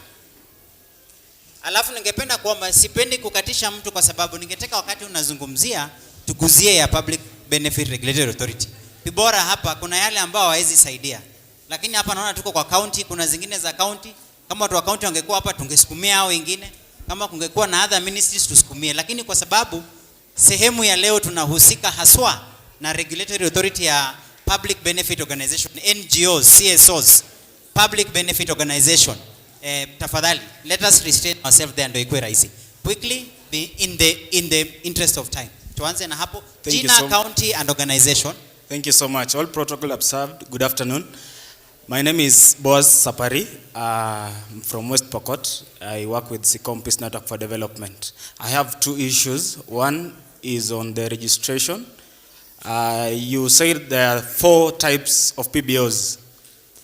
And we have NGOs currently that are working on cross-border issues. And I never saw anything mentioned on cross-border. I guess I will need clarification on that. That is under international NGOs that are registrable? No, it is an NGO, but there are activities that mostly they occur on cross-border. West Pokot, we are bordering to Uganda. And I know maybe you've come across this question on bordering countries like Turkana. Okay, thank you. I think Lyndon will be able to answer that. The second one is on the deregistration. They have said that if you're not going to engage in public benefit activity for 1 year, you're going to be registered. Hai bwana, 1 year ni kidogo sana. Proposal writings are very tedious and it takes time. I think they should increase the number of years. You can give a proposal? I can give a proposal, maybe 3 years. 3 years? Yeah. Hiyo ni proposal yake.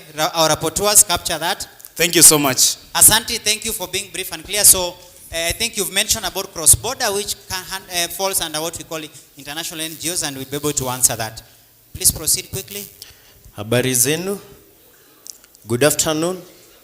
My name is Amos Wanjala Wanambua, representing MMV Associates CLG, a forum. Tuna work na Maumau War Veterans Association, Jeremiah Mugi Foundation. So mine is not I just have a question on bestowment. On bestowment, kuna a minimum of 5 directors. So I needed clarification because on MMV we got only 3 directors. So at least you can give us the clarification on how we can go about it. Then ningependa tu, because we on the public benefit, public participation ya regulations, na memorandum yetu tumepeana. So ningependa, because unajua wazee waliandika hii barua na inaendea director, sisi ni director, so ningependa kama tu present. On behalf of the Director General, maybe you could receive. And before nipeane, ningependa kusimamisha members Baringo, Trans Nzoia, wasimame tu, Baringo, wote wa MMV, West Pokot, Trans Nzoia, msimame mwevie watu wajue mko wote hapa. Asante. Tuwapigie makofi ama mjipigie makofi pia, because you are the majority here. Asante. So ningependa tu kupresent hii barua iliandika na wazee, na sisi ikiangaliwa page 3, sisi ni director public benefit organization. Thank you very much. Thank you. And one more hand I was taking from here before.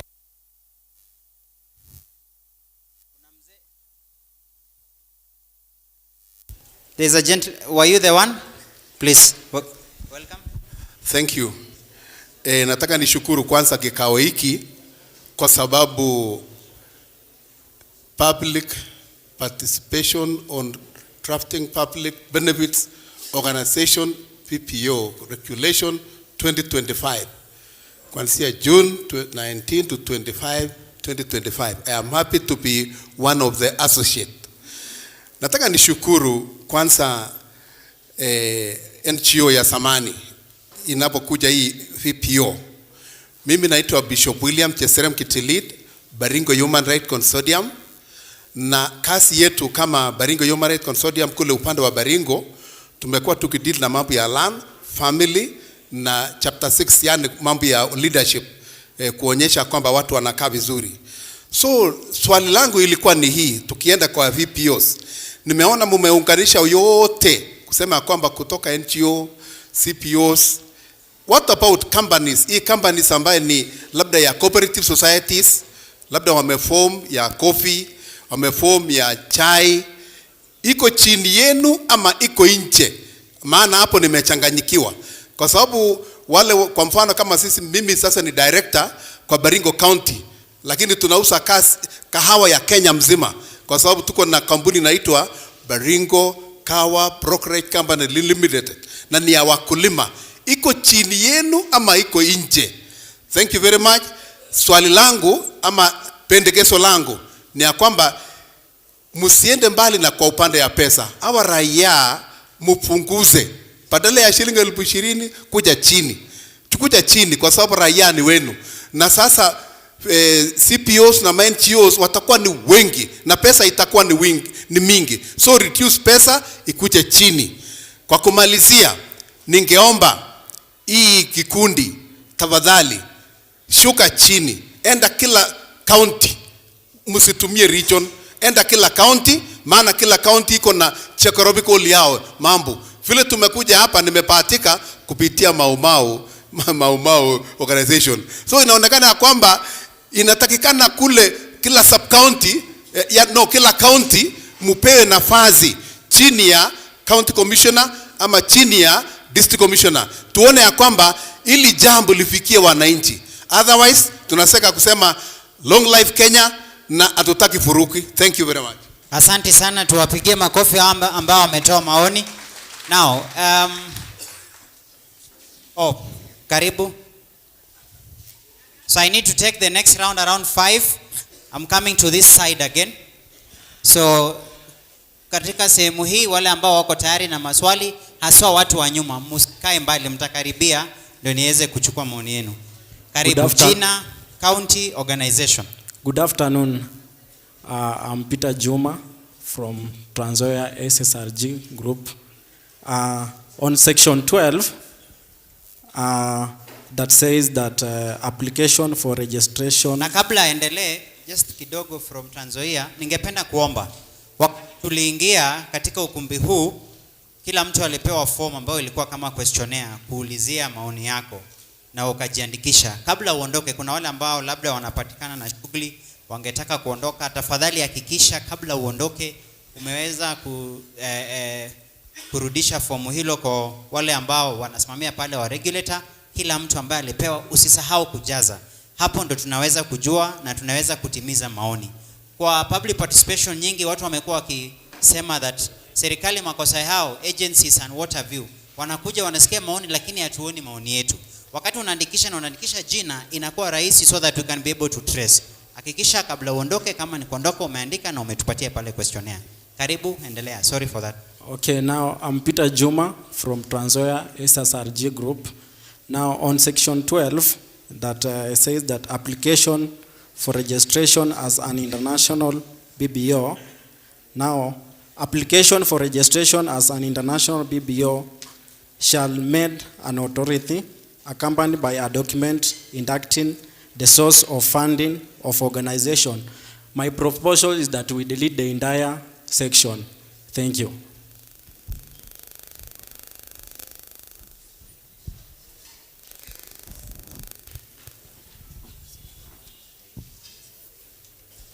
Mzee.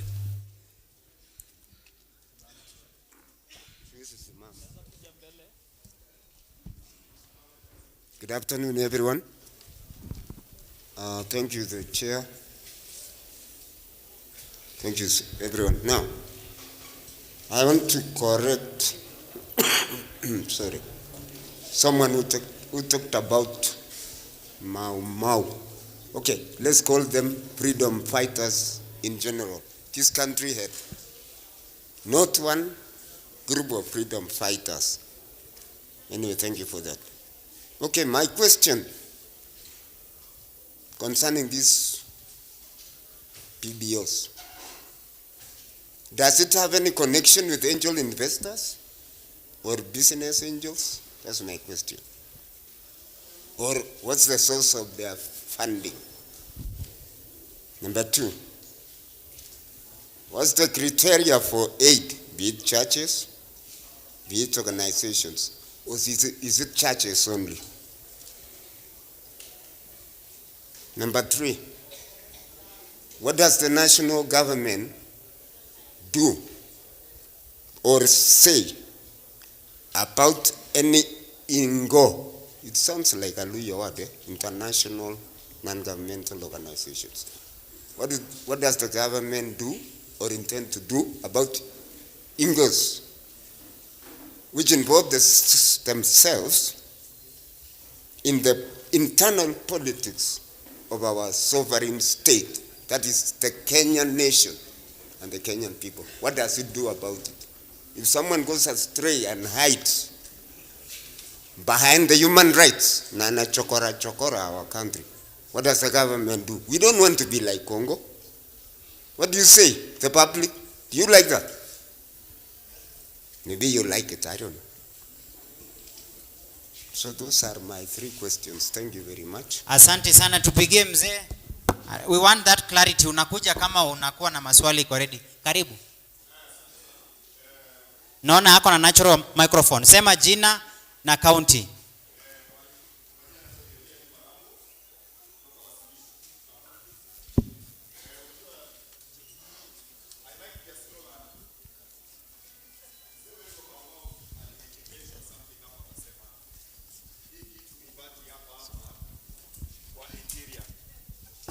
And I remember.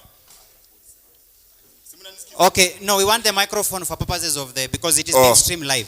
Okay, sawa. Proceed. Nimesema naitwa Jeremia Juma Rambo kutoka hapo Uasin Gishu County. Na nimeanza kwa kusema maybe inaweza kuwa mimi ni Silolana because wakati tulikuwa hapo mbele ule mzee wetu ambaye alisema ni wa Maumau alisema hii kitu ibaki hapa kwa interior. Then wakati mimi nimekaa hapa chini, there is something that may come out of my mind. Initially when we were registering the CBOs and any other self-help group and other organization, tulikuwa tunapata hizi vitu kwa Ministry of Social Services. My question is, are we changing everything from social services to interior. Hiyo ni question ya kwanza. Question ya pili, hizi vitu zote tukiongea hapa tumesema most of the things tutakuwa tunafanya online. In case the online fails, which office will we go to? And yet kulingana na discussion ilikuwa pale, it is moving to the social services. Are you going to form another office apart from the social services ya interior hapa yenye itakuwa inashughulikia hizi mambo? That is my question. I might be a slow learner, but that is my thinking. Asante. That's a valid question, and I think just to show you that you're not alone in asking about access. Wakati tulikuwa Meru na Garissa, kulikuwa na maoni kwamba kwa mfano wakati Public Benefit Regulatory Authority wanaenda online, wasisahau pia they can choose to attach their offices to Huduma Center.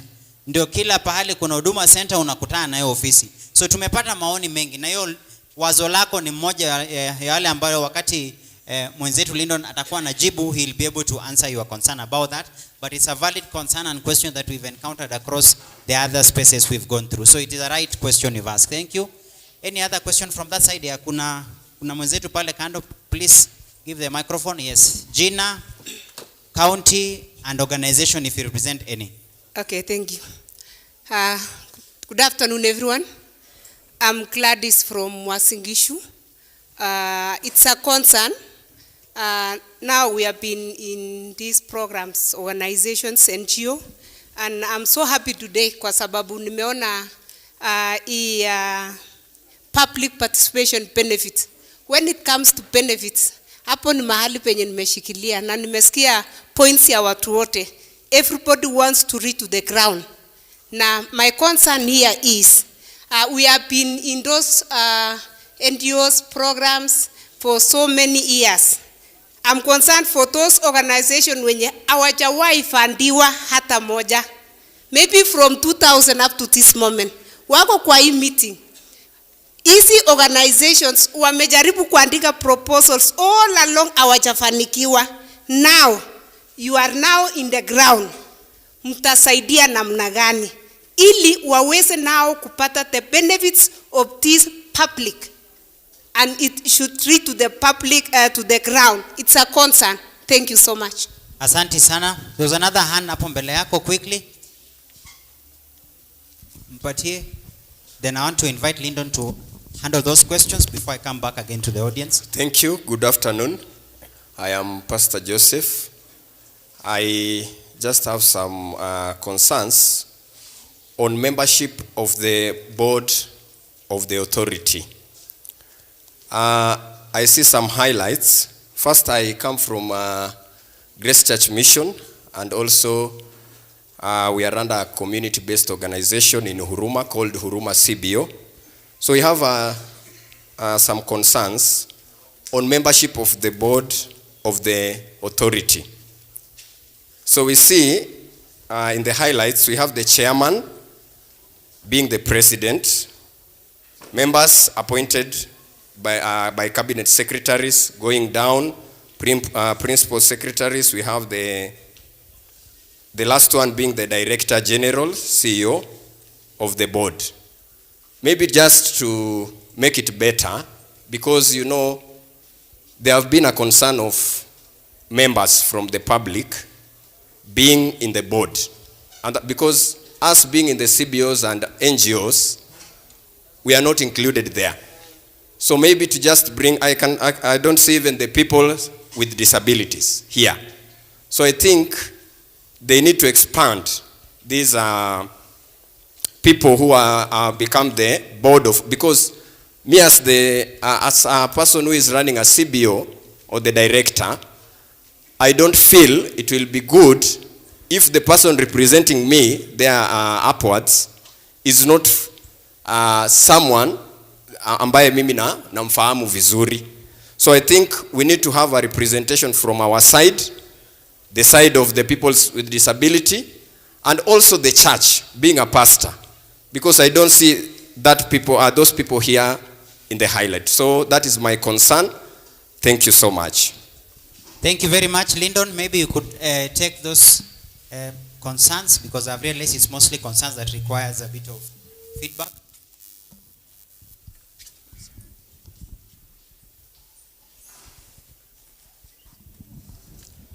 let me start with the last one. Pastor Joseph. A representation in the board of the authority takes care of different interest groups. For instance, the Federation of PBOs is represented in the board of the authority. Now, wewe mtu amecheka sana. Now, this is how you get represented. The Federation of PBOs is a volunteer organization for all PBOs registered in this country. At the opportune time, the Federation will call together all its members. The Federation will hold elections. The people that the Federation will elect from the chairman of the Federation and 3 other members will be appointed to represent the civil society sector in the board of the authority. So do not worry about that. Representation is there for the sector. It is upon the sector to elect the people they want to represent them in the board of the authority. The other question was on cross-border organizations. Cross-border organizations are a bit tricky in the sense that the jurisdiction of the Kenyan government does not extend beyond the border. If you cross the border and go into Sudan or Uganda or Ethiopia, then the laws of Ethiopia or Uganda or Sudan will take effect immediately. So there is a sister organization in those other countries that regulate PBOs the same way we have in Kenya. So if you have cross-border activities, then you are bound to comply with the laws of the country in which you go to. For instance, organizations registered in the US or in the UK or in Canada or any other country for that matter, when they come to Kenya, they must comply with the law they find in Kenya. They cannot come with their own law and implement here. So on issues of cross-border, the laws that you find across the border is what you apply. Insofar as Kenya is concerned, you comply with what the PBO Act says, and you're good.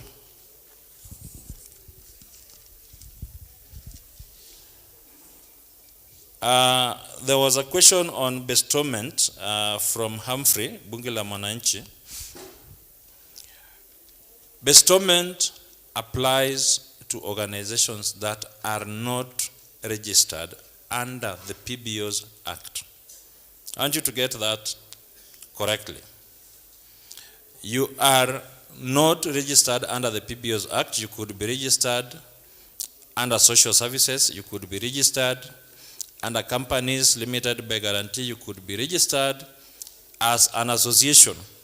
You could also be registered as a trust. You are not under the PBO's Act. The moment you want to benefit from the tax exemption, work permit, and everything else that comes with the PBO's Act, then you must enter into that status where you get public benefit status bestowed upon you as someone who is outside, who is coming inside. So that is different from someone who is already registered here, who simply makes an application for those benefits. I don't know if you get the difference now.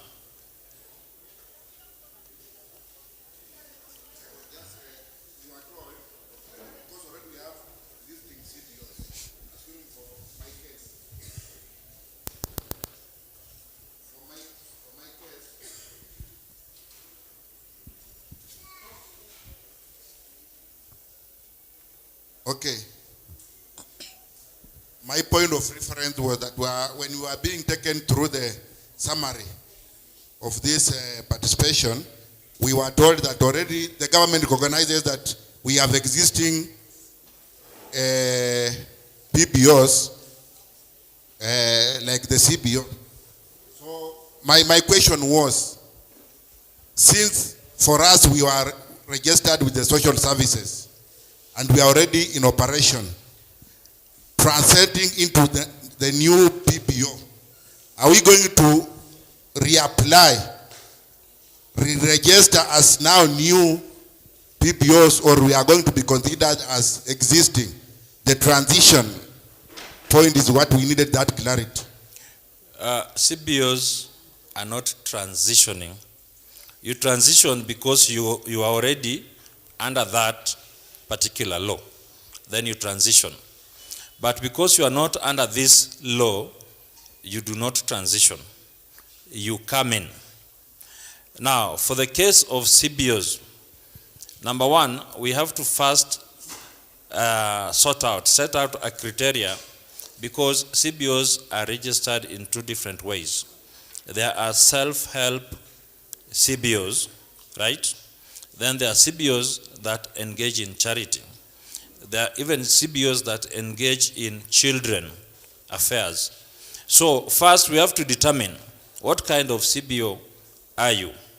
Once we are certain that you engage in charity and you meet a certain criteria that will be set, then now we bestow upon you public benefit status. That status is what now brings you into the fold. Then there are certain things that will be required of you. For example, your governance structure has to be in tandem with what the PBO Act proposes. Your objectives have to exclusively be for public benefit. Your members cannot benefit from.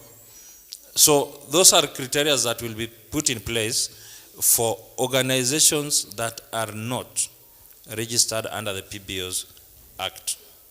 And on the same note, cooperatives are not, they do not qualify to be PBOs. Cooperative societies do not qualify. There was a question on organizations with multiple objectives. When you come for registration, we will ask you, as we have done in the last 30 years, to have a main objective. That main objective is the vision that you want to implement for the people that you want to assist. Now, the next thing is we will ask you to break down that main objective into specific objectives. Specific objectives will indicate how you intend to carry out the main objective. So do not mistake specific objectives to be multiple objectives. You must only have one objective that you will pursue, even if it has several limbs in the form of specific objectives, but swara ni moja. Ukienda kuwinda, unaweza fukuza kila swara. Those of us who hunt, if you are going to hunt a gazelle, do you chase a rabbit? You focus on the gazelle.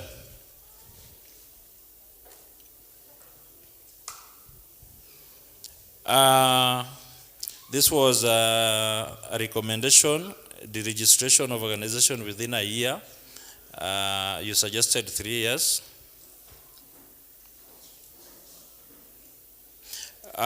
You wanted, Wanjala, you wanted a clarification on minimum number of directors. You said you only have 3 at the moment. When you are not an existing PBO and you are coming in, a criteria will be set, including governance. Directors are found under governance. So if you will be required to have 5, you will be advised.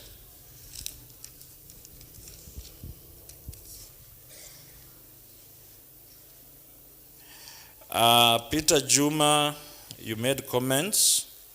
No question. Somebody also asked, what is the source of funding for PBOs? PBOs fundraise. Fundraising is a personalized affair. You either do proposals, get funded, or you expand your networks, somebody gets interested in funding you, they fund you. Or you partner or collaborate with other like-minded organizations, you bring in something, they bring in something, you get funded. Membership fee is also a form of funding. Membership subscription is also another form of funding. You can also get money from your pocket and inject into the organization. That is still funding. The other one was, what does national government intend to do about INGOs that involve themselves in politics? NGOs, PBOs are non-political, they are non-partisan, and cannot and should not engage in matters politics. It's as simple as that. If you engage in politics, it means you are running away from the objective for which you are registered. It means you are now non-compliant, and action should be taken against such an organization, because everybody must focus on the objective for which they were registered. The other one was, do PBOs include churches? Churches are faith-based organizations, and their regulation is totally different. However, there are churches that engage in charity or public benefit. For example, you'll find a church that is running an orphanage, or a church that is running a school, or a church that is engaged in social activities in the society. Now, the PBO's authority will determine those kind of activities that churches are running that fall under the ambit of public benefit, and will take over those programs, advise those churches to register them accordingly. Otherwise, propagation of faith is something that is, for a long time has not been regulated. I think there's some proposal to regulate, but hiyo ni siasa ingine sitaki kuingilia. Jeremiah, you said now that you are registered under social services.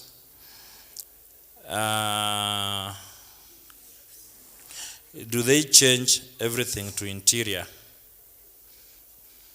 No. If you are registered under social services, you are not changing everything to interior. You are simply getting public benefit status and continuing with your previous registration. However, should you want to convert from social services, then now you get registration or seek registration under Section 8 or Section 11.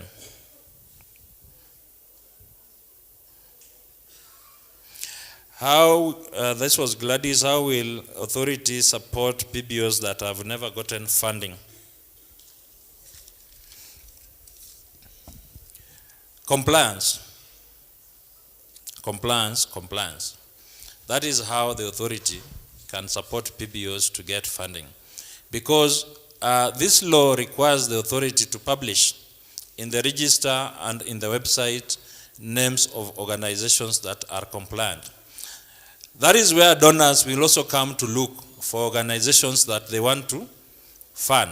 So if you are compliant and your name is in the register published in the website, chances are that there's a donor who will see you there and want to fund you or propose to have a conversation with you. Sawa.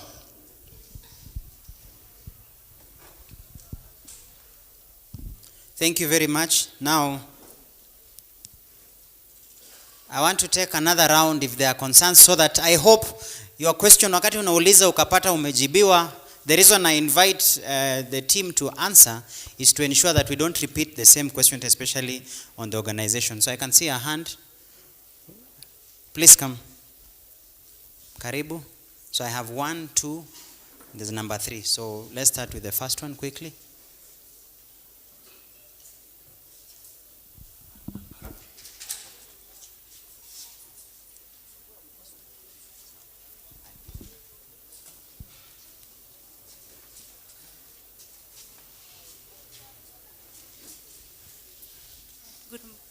Good afternoon. My name is Josephine Biwot from Advocacy for Change. I want to appreciate what the institution has done. I have 3 concerns. Having interacted with your current registration, I would request that it should be user-friendly. Many times you really struggle when you are applying. It doesn't give you a room for like save, then come back later and proceed. So it's not a good user-friendly. 2, there is a lot of requirements. One of the requirements has been certificate of good conduct. I don't know what does that has to do with me, because certificate of good conduct, I will have it. But then does that stop me from being irresponsible? Is there a better way of dealing with that other than attaching the certificate of good conduct? And 3, looking at the duration. How long? For long, we've known that when you're registering the organization, it takes a long time for you to have the certificate or the process.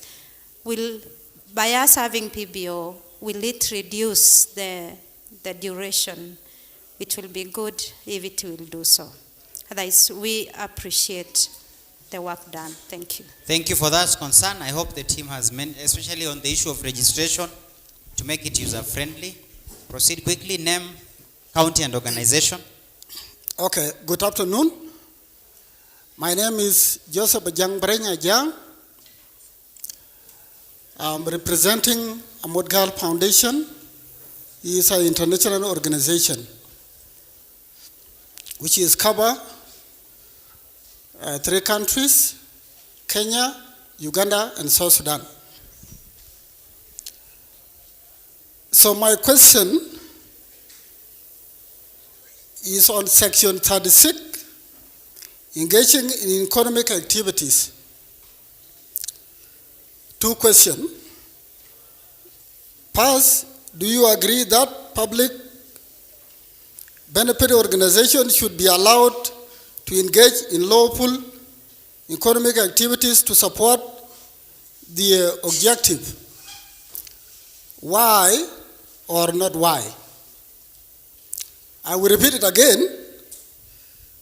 Do you agree that public benefit organization, PBO, should be allowed to engage in lawful economic activities to support the objective?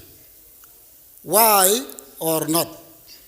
2, what type of economic activities should PBO be allowed to engage in without conflicting with the public benefit purpose?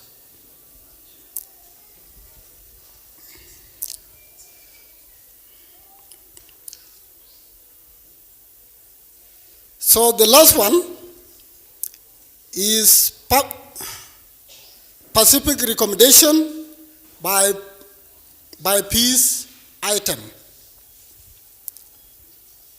So I want to make suggestion on the piece item, because I have seen the price is too high and the economic is really affecting all the organization, either international organization or CBO. The first one here is NAMSAJ and reservation. It has been written 2000. So I can suggest 1,000 instead of 2,000. Or we can even make it free without charges for the past time applicants. Second, extension of the proposal name. It has been written 2,000, so I can suggest 500 or 1,000. 500 or 1,000. 3, registration as a national PBO. It has been written 20,000. I can suggest 10,000 instead of 20.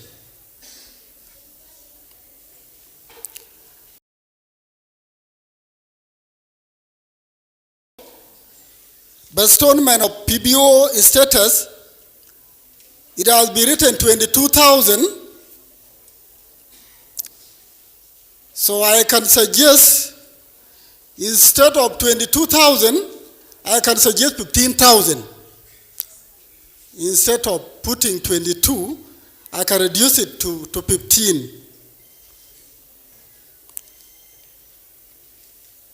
Then number 5,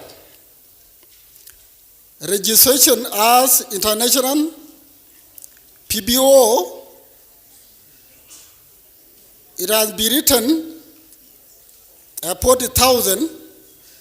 Okay, that one I can suggest we can maintain, or we can reduce it to 30,000 or 40, depend.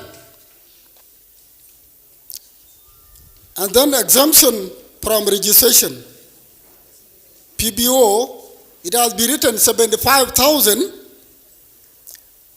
75,000 is too high. So I can reduce it to 30 or 40,000.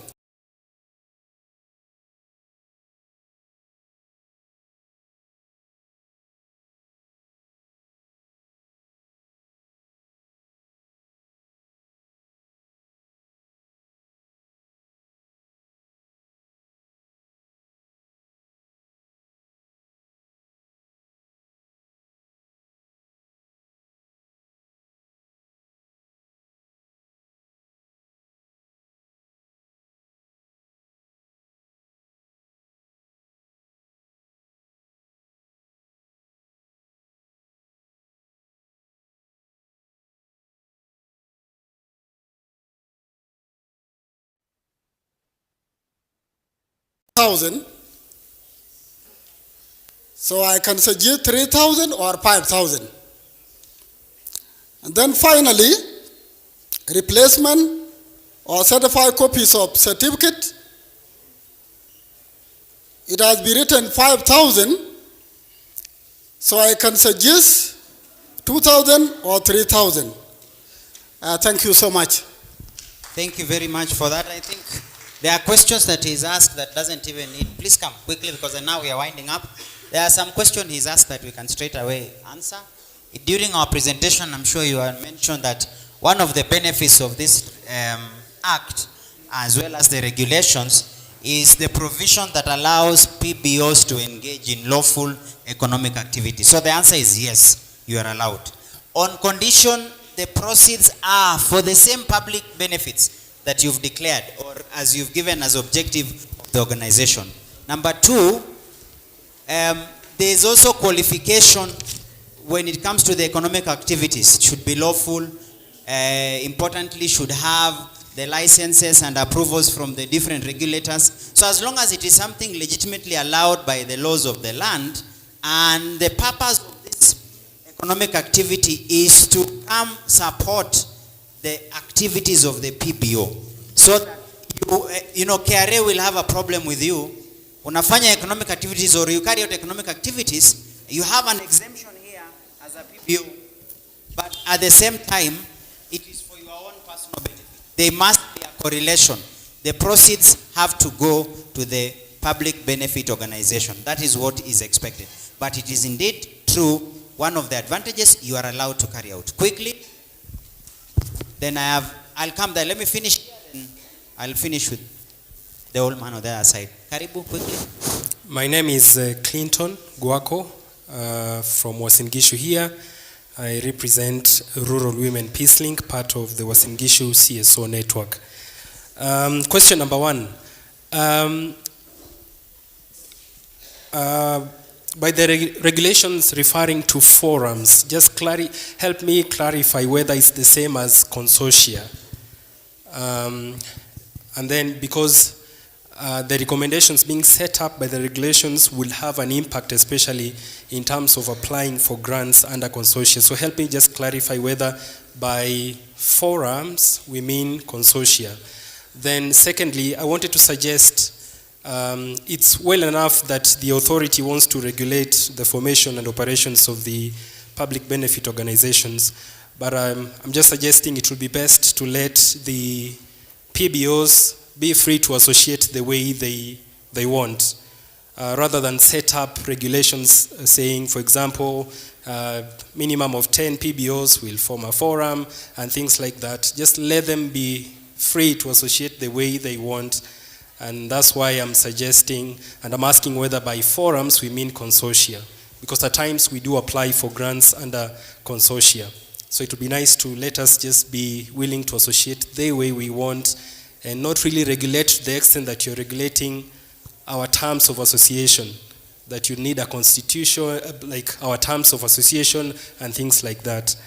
Then please also help me to clarify, when we are opening bank accounts as PBOs, you require a fee of 4,000 for each request letter that is to be sent to the PBORA. So please help me understand whether this is something that is stipulated under the Act or it will be part of the regulations. And if this is a regulative action, I suggest that really this letter just be free. Otherwise, maybe let us know what will be the purpose of the 4,000 for just giving you a request letter to open a bank account. Thank you. Thank you very much. There's a microphone. Please welcome.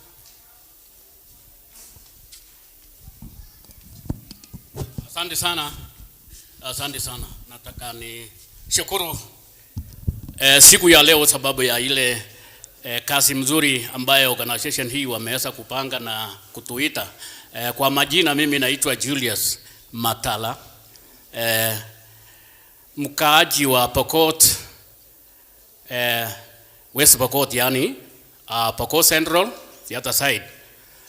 Mimi nimefurahia na kitu moja ya kwamba hii organization nyingi. Mimi pia ni mzee Council of Elders kutoka Pokot County, na mimi kwa huko tumeunga pia na organization yetu ambaye kama wasee inaitwa Pokot Council of Elders as Housing Corporation, na mimi ndio chairman yao. Na kwa pale mimi tuko na hiyo organization, tunapanga mambo yetu. Tuko na wasee members 3,000 ambaye wanatoka entirely West Pokot. Tumenunua kanyumba yetu ambaye tunataka tubesie, na hiyo nyumba ikatushinda, tumelipa mpaka 4 million. Inatakikana tulipe 15 million kwa hiyo nyumba, lakini bado tunaendelea kusanya na kuweza kufungua vizuri. Tumeregister kwa social services kwa cooperative ya West Pokot County Cooperative Society, na tuko members katika ile corporation, na wako na members wengi ambaye corporation ya Masiwa ingine na ingine. Kwa hivyo mimi nimekuja hapa kwa hii organization ambaye ni ya Mau. Mimi nimekuja hapa kama chairman ya Pokot Central kwa kazi hiyo. Kwa hivyo nataka nishukuru. Ya kwanza nataka ningesema ya kwamba unajua county ya West Pokot ni ile county Kapenguria 6 iko pale. Kwa hivyo iliwekwa iko pale, na Kapenguria 6 ndio walitoka pale, wenye walikuwa pale wakakuja wakaongoza katika Kenya hii. Na wakati ule mwingine walisumbuka sana kwa mambo ya Mau, uweza kufukuza yule Muingereza ndio aweze tutawale, na akatoka hapo. Kwa hivyo kuna mambo mengi ningetaka nilete kama mzee mkaaji ya pale. Mambo pale Pokot Central kuna barabara moja inaelekea Sigor ambaye iliundwa na watu wa wasee wa pale samani ambaye walikuwa pamoja na kazi ile wa Mau Mau walikuwa nafanya. Walifanyishwa ile kazi without anything, bure tu. Wakafanya hiyo kazi, wakataboa hiyo barabara ya mawe, mlango ile ilikuwa ni kama kilomita kama 7-8 hivi kuelekea, ndio ilekee Sigor, iende mpaka pale Kolowo. Kuna pale pia Kolowo wale wa Masambwa waliwawa wengi pale. Barabara hiyo ilikuwa napita na kuelekea pande hiyo. Kwa hivyo maombi yangu ni kwamba tungeweza kufanya yani ile inaitwa sites, historical site ya mambo kama hiyo. Barabara hiyo ya kwanza ya Marich kuelekea mpaka Sigor kuelekea mpaka pande ile nyingine, watu wa Mau Mau ama hiyo organization ambaye tunaendelea naye saa hii wangeipanga na tujenge hiyo barabara tena na iwe andikwe kama ni barabara ya Mau Mau samani na ielekee iende ndani mpaka pale pale ingine. Alafu ya pili tena ingine hiyo organization ya wazee ambaye niko naye kama cooperator kama chairman, kama hiyo organization pia wangeweza ama organizations zingine waweze kuja kusaidia hao wazee waweze kuinuka na waendelee. Unajua wazee pia wakifika umri fulani wanashindwa na watu wanafukuza, watoto wanakatao na wazee wanabaki. Kwa hivyo wameungana wakaweka hiyo organization. Wanataka kufanya operation ya kujengaji, yani housing operation. Kujenga manyumba mahali fulani na kuuza. Kujenga mahali fulani estate fulani na kuuza. Hiyo ni lengo yao. Kwa hivyo ningetaka pia niseme ya kwamba nimefurahia hii mkutano na tuendelee kufanya hivi. Na kuna mengi, sio yoyo peke yake. Abianguria 6 na mambo mengine mengi katika West Pokot. Tuweze kuangaliwa na kuweza kutengenezewa iwe sites ya kuonyesha kwamba samani wase wetu. Mimi baba yangu ndio alijenga hiyo barabara ile wase ambaye ile ilikuwa inaitwa Sowo, yani group yao, yani generation yao ilikuwa ile inaitwa Sowo. Alafu Sowo mimi ni mtoto ya Sowo. Sasa wao ndio waliumizwa tu wakijenga bure na barabara ilitapoka, na lakini iko pale. Tungetaka ijengwe iwekwe katika orodha ya kusema hii ndio ilikuwa ya Mau Mau na tuweke bendera ya Mau Mau hapo iweze kuonyesha hapa. Alafu ibenefit wajenge mpaka Masol. Ya pili nataka niseme tu ya kwa asante sana. Ya pili nataka niseme ya kwamba tunafurahia kazi hii ya Mau Mau. Tunafurahia vile yanaendelea. Tunafurahia mambo mengi. Lakini kitu tunasitumu. Kuna kitu moja sisi kama wazee. Hii mambo ya kutukua ya ufunjaji ya sheria. Ufunja wa sheria ovyo ovyo. Kufanya mambo ya ile aileti. Samani wazee wetu wangefanya hii maneno ya ufurukaji ya maneno hatungefika hapa. Kwa hivyo tunasitumu in strongest terms mambo ya ufunjaji wa sheria, uchomaji wa nyumba ya watu, ufanyaji ya mambo kama wase. Sisi tunasitumu. Kwa hivyo hiyo mambo yote ambayo inaendelea sasa sijui tufanye nini, lakini tunaomba Mungu. Hiyo tunasitumu. Wase tunasitumu. Na wase hatutaki. Na wase hiyo maneno hatufiki mbali. Tukienda hiyo laini hatutaenda mbali. Tutaisha hivi karibuni. Kwa hivyo tuangalie na kuangalia vizuri. Asante sana. Asante sana. I think now the team ya Mau Mau you are sufficiently represented. We will now take nataka sasa kuchukua nafasi hii kuwakumbusha kwamba ukiangalia katika ile muda ambao umepeanwa June 19th to July 25 inamaanisha bado tuko na muda. Tukikuja siku ya leo ilikuwa tu kuwapatia nafasi haswa wakaaji wa North Rift kukuwa na nafasi ya kutoa maoni yao moja kwa moja. Lakini zaidi ya hapo hakuna jambo ambalo au hakuna kitu ambayo inawasimamisha msiendelee kutupatia maoni zaidi ya leo, kwa sababu bado kuna sessions zingine zitaendelea. Kesho kutwa tutakuwa Kakamega, wiki ijayo Jumatatu Kisumu, tukisonga Nakuru hadi kumalizia Nairobi. Na hadi tarehe 25 sheria inakubali kwamba kama uko na maoni mnaweza kuchangia na bado kutoa maoni kama vikundi, kama organizations, nothing stops you. So sitaki tukue na ile wazo kwamba baada ya leo hakuna tena nafasi. No, nafasi bado tunapewa. Leo ilikuwa tu ni kusikiza maoni yenu ana kwa ana, kupata petitions, kupata memorandum. Muhimu zaidi ilikuwa ni kuwajulisha regulations ambayo inatengenezwa inahusika na nini. So hata mkiondoka hapa siku ya leo, mkienda kufanya mikutano baina yenu au kwa vikundi, I'm sure mliambiwa you have forums. There was a question about forums and consortia. I think we'll get that answer shortly. But generally, you can still do your meetings in your organizations, whether CSO, and be able to get comments, opinions, and as a result, nothing stops you from giving us an email. The regulator will share, and I think if you see their banners and posters, wako na email address wametupatia. There is also the option of sanduku la posta. Kama bado kuna watu wanatumia posta, bado kuna nafasi hiyo. And importantly, because the law says 30 days of public participation, that period runs up to 25th of June.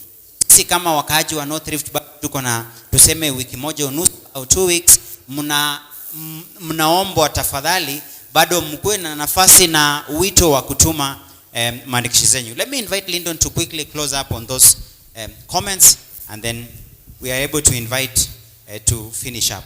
Karibu. Thank you, Joshua. Quickly to Josephine Biwot's questions. She wanted to know, she wanted to know maneno ya police clearance, due diligence. Simple. Ni maneno ya due diligence, unafanya, unapewa certificate. And yes, registration is now 2 months according to the Act. It has reduced from that long period you are talking about to 2 months. Economic activities will depend on the PBO and what it does. Kama unafuga ng'ombe uko na extra maziwa unauza, unaweka pesa kwa PBO. Kama ni kuku uko na extra mayai unauza, unaweka. So it will depend with what the PBO is dealing with. Consortiums are purpose vehicles that are used for short time reasons, and they do not necessarily mean forums, and they do not in any way interfere with forums. So I guess that marks the end of questions, and I would like to invite Joshua to wind up the session.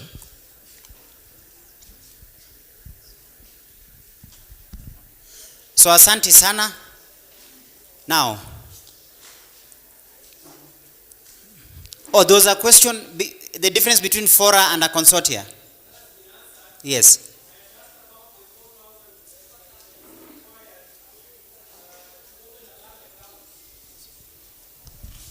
Those are statutory and regulatory fees. We do it now.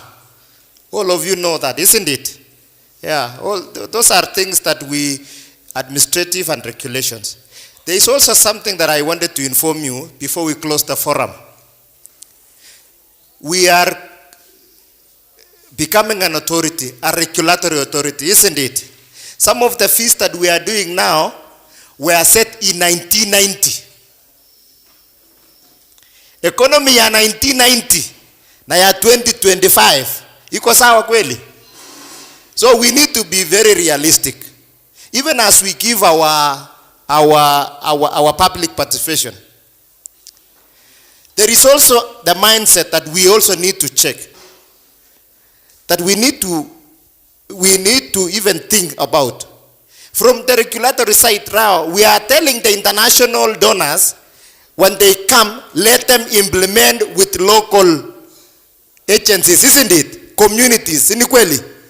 We want them to register and give opportunity to the locally registered NGOs. Isn't that a good thing? Ama namna gani?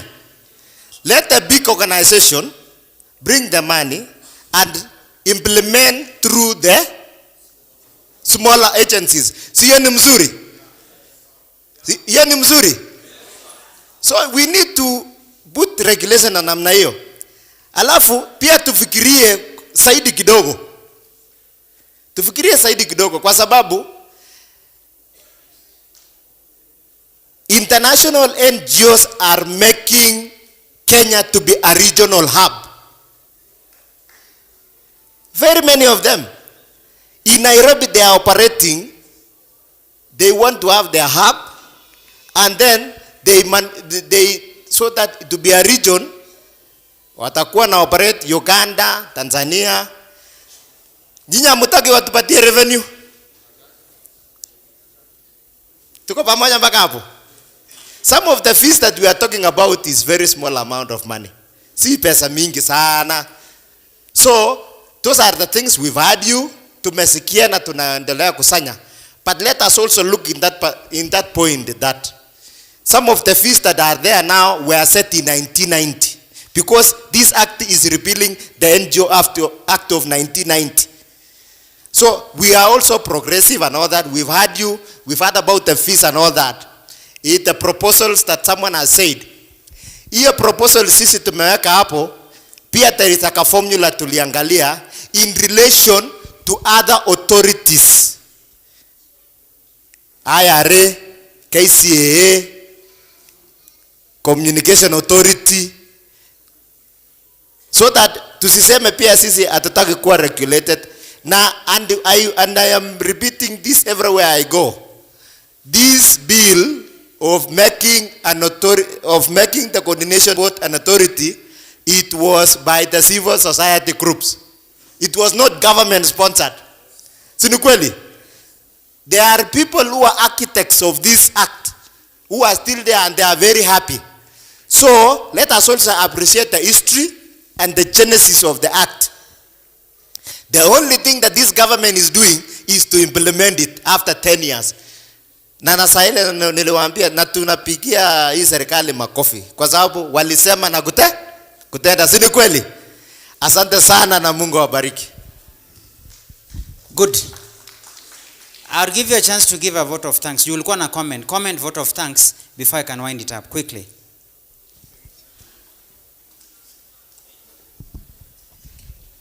Amjambo wote.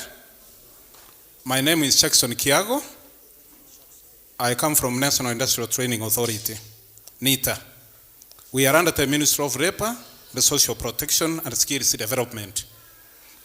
NITA ndio inahusika na ile maneno ya wanafunzi wetu wanapofika university na colleges, wanapoenda attachment.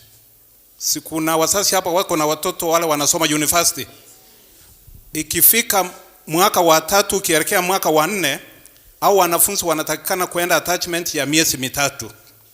So I am the regional manager, North Rift, ofisi yetu iko pale KVDA 8th floor. Coming to what we had today here, I just wanted to comment on page 5. Page 5, that is 4.1, no, that 4.3.1p. About the timelines, if there's an applicant who is unsuccessful, I am proposing that you put at the timelines. I am proposing 14 days. You communicate with that applicant if he is unsuccessful. Then we go to page 6, number 5. 5D, in the opinion of the authority, the name is likely to give the impression that the public benefit organization is connected to a state organ, a county government, I am bringing a new entity there. If there is a political party, then you continue with all another public entity. Very quickly, I go to page 17. Restoration upon cancellation. That is item number 19.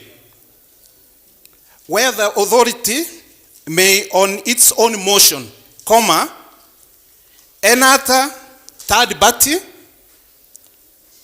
stroke organization, in brackets, private or public.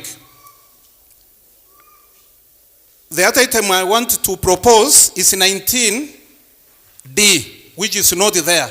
I am proposing that you include, if there is someone who will go to court and obtain a court order where an organization has been cancelled, the authority is mandated to restore the registration of that PPO. Then the last one, page 33. This is second schedule under the forms which are needed to adhere to. Number 4, 1/3 of your directors must be Kenyans and resident in the county. This one, I am requesting the rapporteurs and your legal team to consider Article 27, Article 10 and Article 27, which talks of a third or 2/3 gender rule of the director, so that we cannot have pengine wamama peke yao in that board, ama wapapa peke yao. A third. And the last one, page 37 of this document, part 6 of that form, page 37, part 6. You have 2 items, number 1 and 2. I am proposing to have number 3 there, which will read like this. Is your board compliant under the provisions of the Constitution of Kenya? In brackets, we can say Article 10 and Article 27. Having said that, I know this is a document ambao ni regulations. This one will guide the participants or the people who are going to use the PPO Act. Hii ni ile na kusaidia vile tuta-implement the PPO Act. I want to commend the Director General, the 2 commissioners who are here. Yeah. And also, one last thing I want to say is this. I understand that we are here from 6 counties. Next time when we have a very important occasion like this, kindly Director General and your team, let us go to the counties so that people can have ample time to interact with these very important documents and also contribute very greatly. Because kuna wengine pengine wangetembea lakini imekuwa ni mbali. Otherwise, I want to thank you for giving me this chance. Mungu awabariki na Mungu abariki Kenya. Thank you. Now that I wanted to invite the county commissioner, let me, because we didn't get what I wanted, maybe on behalf of, because you represent the network, a minute, and then I want to invite the county commissioner, Elgeyo Marakwet, to give his remarks. We'll finish with a word of prayer, and then we do our national anthem, we call it a day. A minute, kindly. Nashukuru sana. For those who don't know Mr. Kiptoo amekuwa speaker county government of Nandi na tumefanya kazi na yeye vizuri sana. There is a missing link, na hiyo ni ombi langu la mwisho, kwamba wenye wametuletea hii mambo yote siku ya leo ni Public Benefit Organization Regulatory Authority, ambapo ni upande wa serikali. Sisi ili to engage from the counties yenye mmetoka, and I'm very impressed. Nimeona already in counties kuna networks. Ili to engage na federation, ili hii act iwe successful, lazima our part sana sana ni part 7 of this act. Part 7. Tuende to internalize na part 7. And part 7 talks about forums. Forums, in this case, ni federation. Lazima tuwe na federation kwa every county. Hawa maofisa wamesema kwamba civil society organizations walichangia hii. Tulichangia because of the small networks zenye siko kwa counties. Siko kwa counties, siko kwa region yetu ya North Rift ambayo it's organized around blocks, ambayo ni North region, ambapo pia iko kwa national. From the county federation ndio your representation itaenda kwa regional, then from regional itaenda kwa national. So from my experience in the sector for around 35 years, there is nothing you can achieve as organizations wenye wako ground, wenye wako counties, wenye wako sub-counties, wenye wako wards, bila kuwa na forums. Sitaki kurudia mambo mengi. Federation itakusaidia kwa mambo ya resource mobilization. Federation katika counties itasaidia mambo ya organization along thematic area. Federation kwa counties itakusaidia along sector registration. Kwa sababu amwezi kuregister kwa county mfanye mambo ya watoto wote, mambo ya governance wote, mambo ya microfinance wote, hizo zingine zote.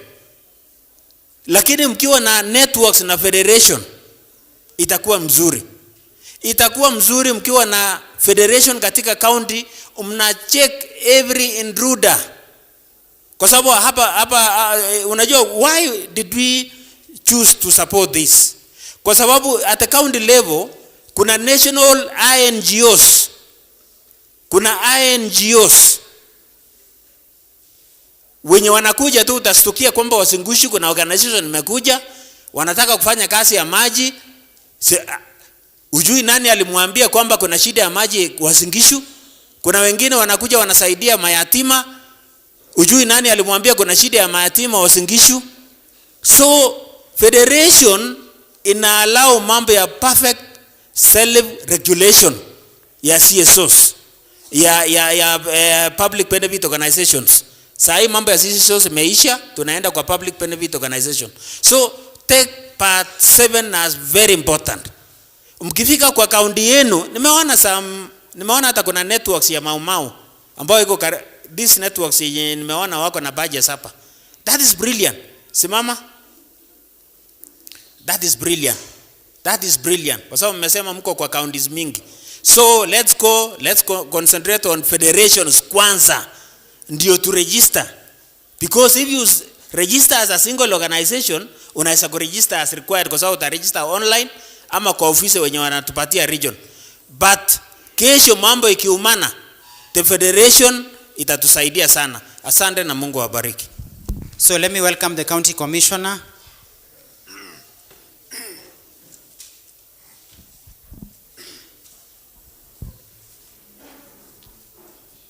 Asante sana wakili.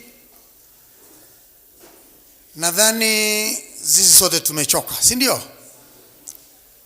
Kwa wale ambao labda waliingia baadaye baada ya sisi kufanya introduction, naitwa Dr. Korir, County Commissioner Elgeyo Marakwet. Tumefurahi kusikiza maoni yenu.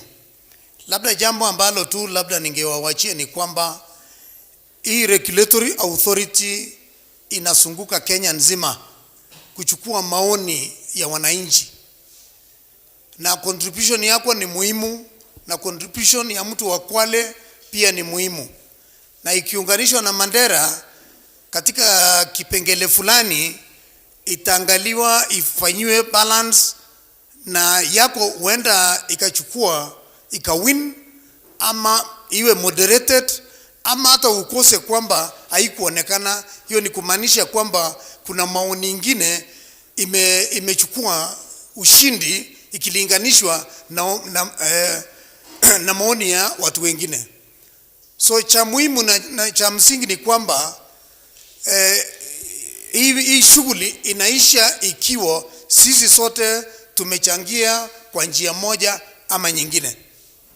Kuna mambo mengine inakuwa in-house, hata iko kwa hizi regulations, lakini hata hivyo tumejadiliana. Kuna kama ile ingine tulikuwa nauliza hii registration, I mean the whole process iwe domiciled upande gani, na mimi sioni kama inachalisha.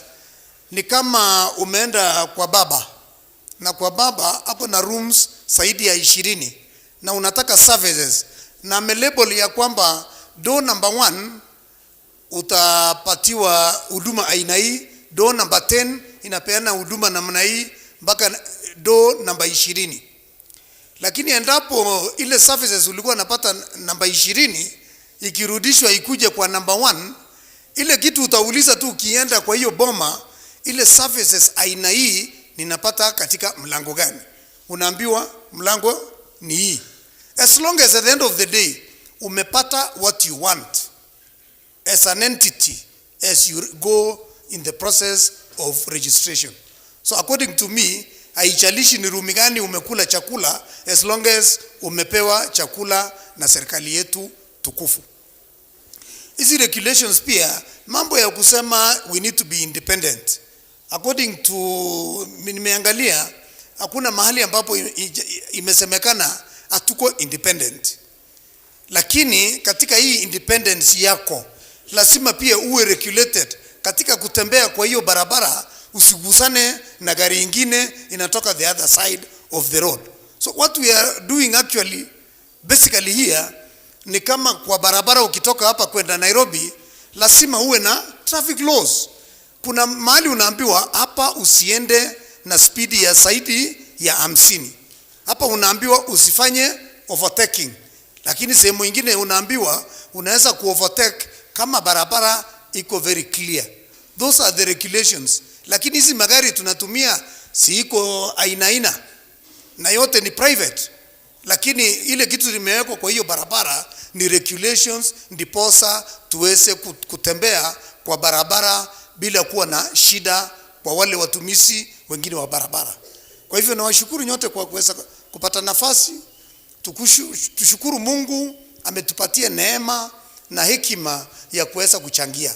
Na hakuna mchango kidogo, hakuna mwenye amechangia pakubwa. Sisi sote kwa njia moja ama nyingine tumechenga these regulations na itaenda kulinganishwa na ya watu wengine.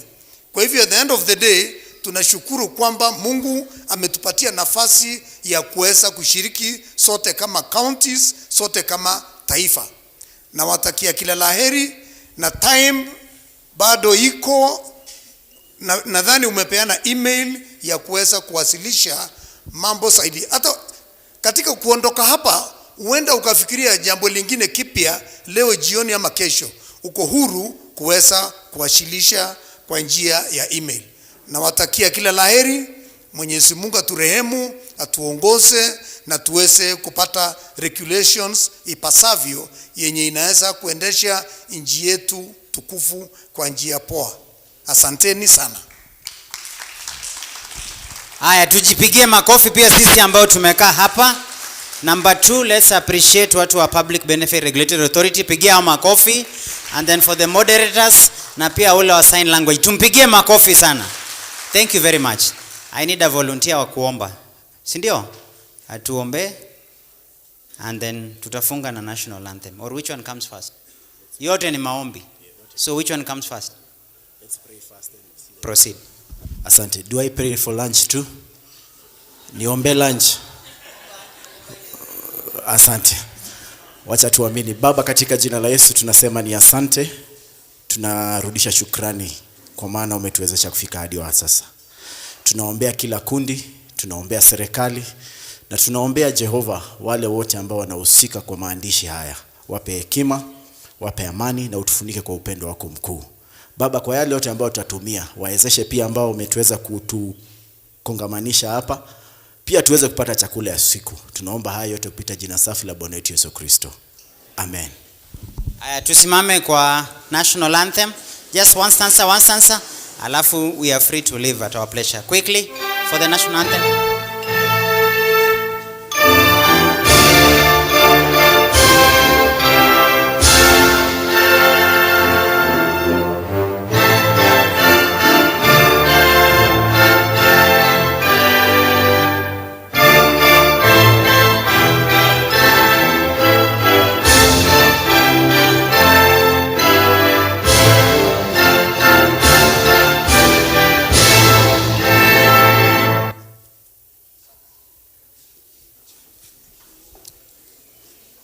Asanteni sana.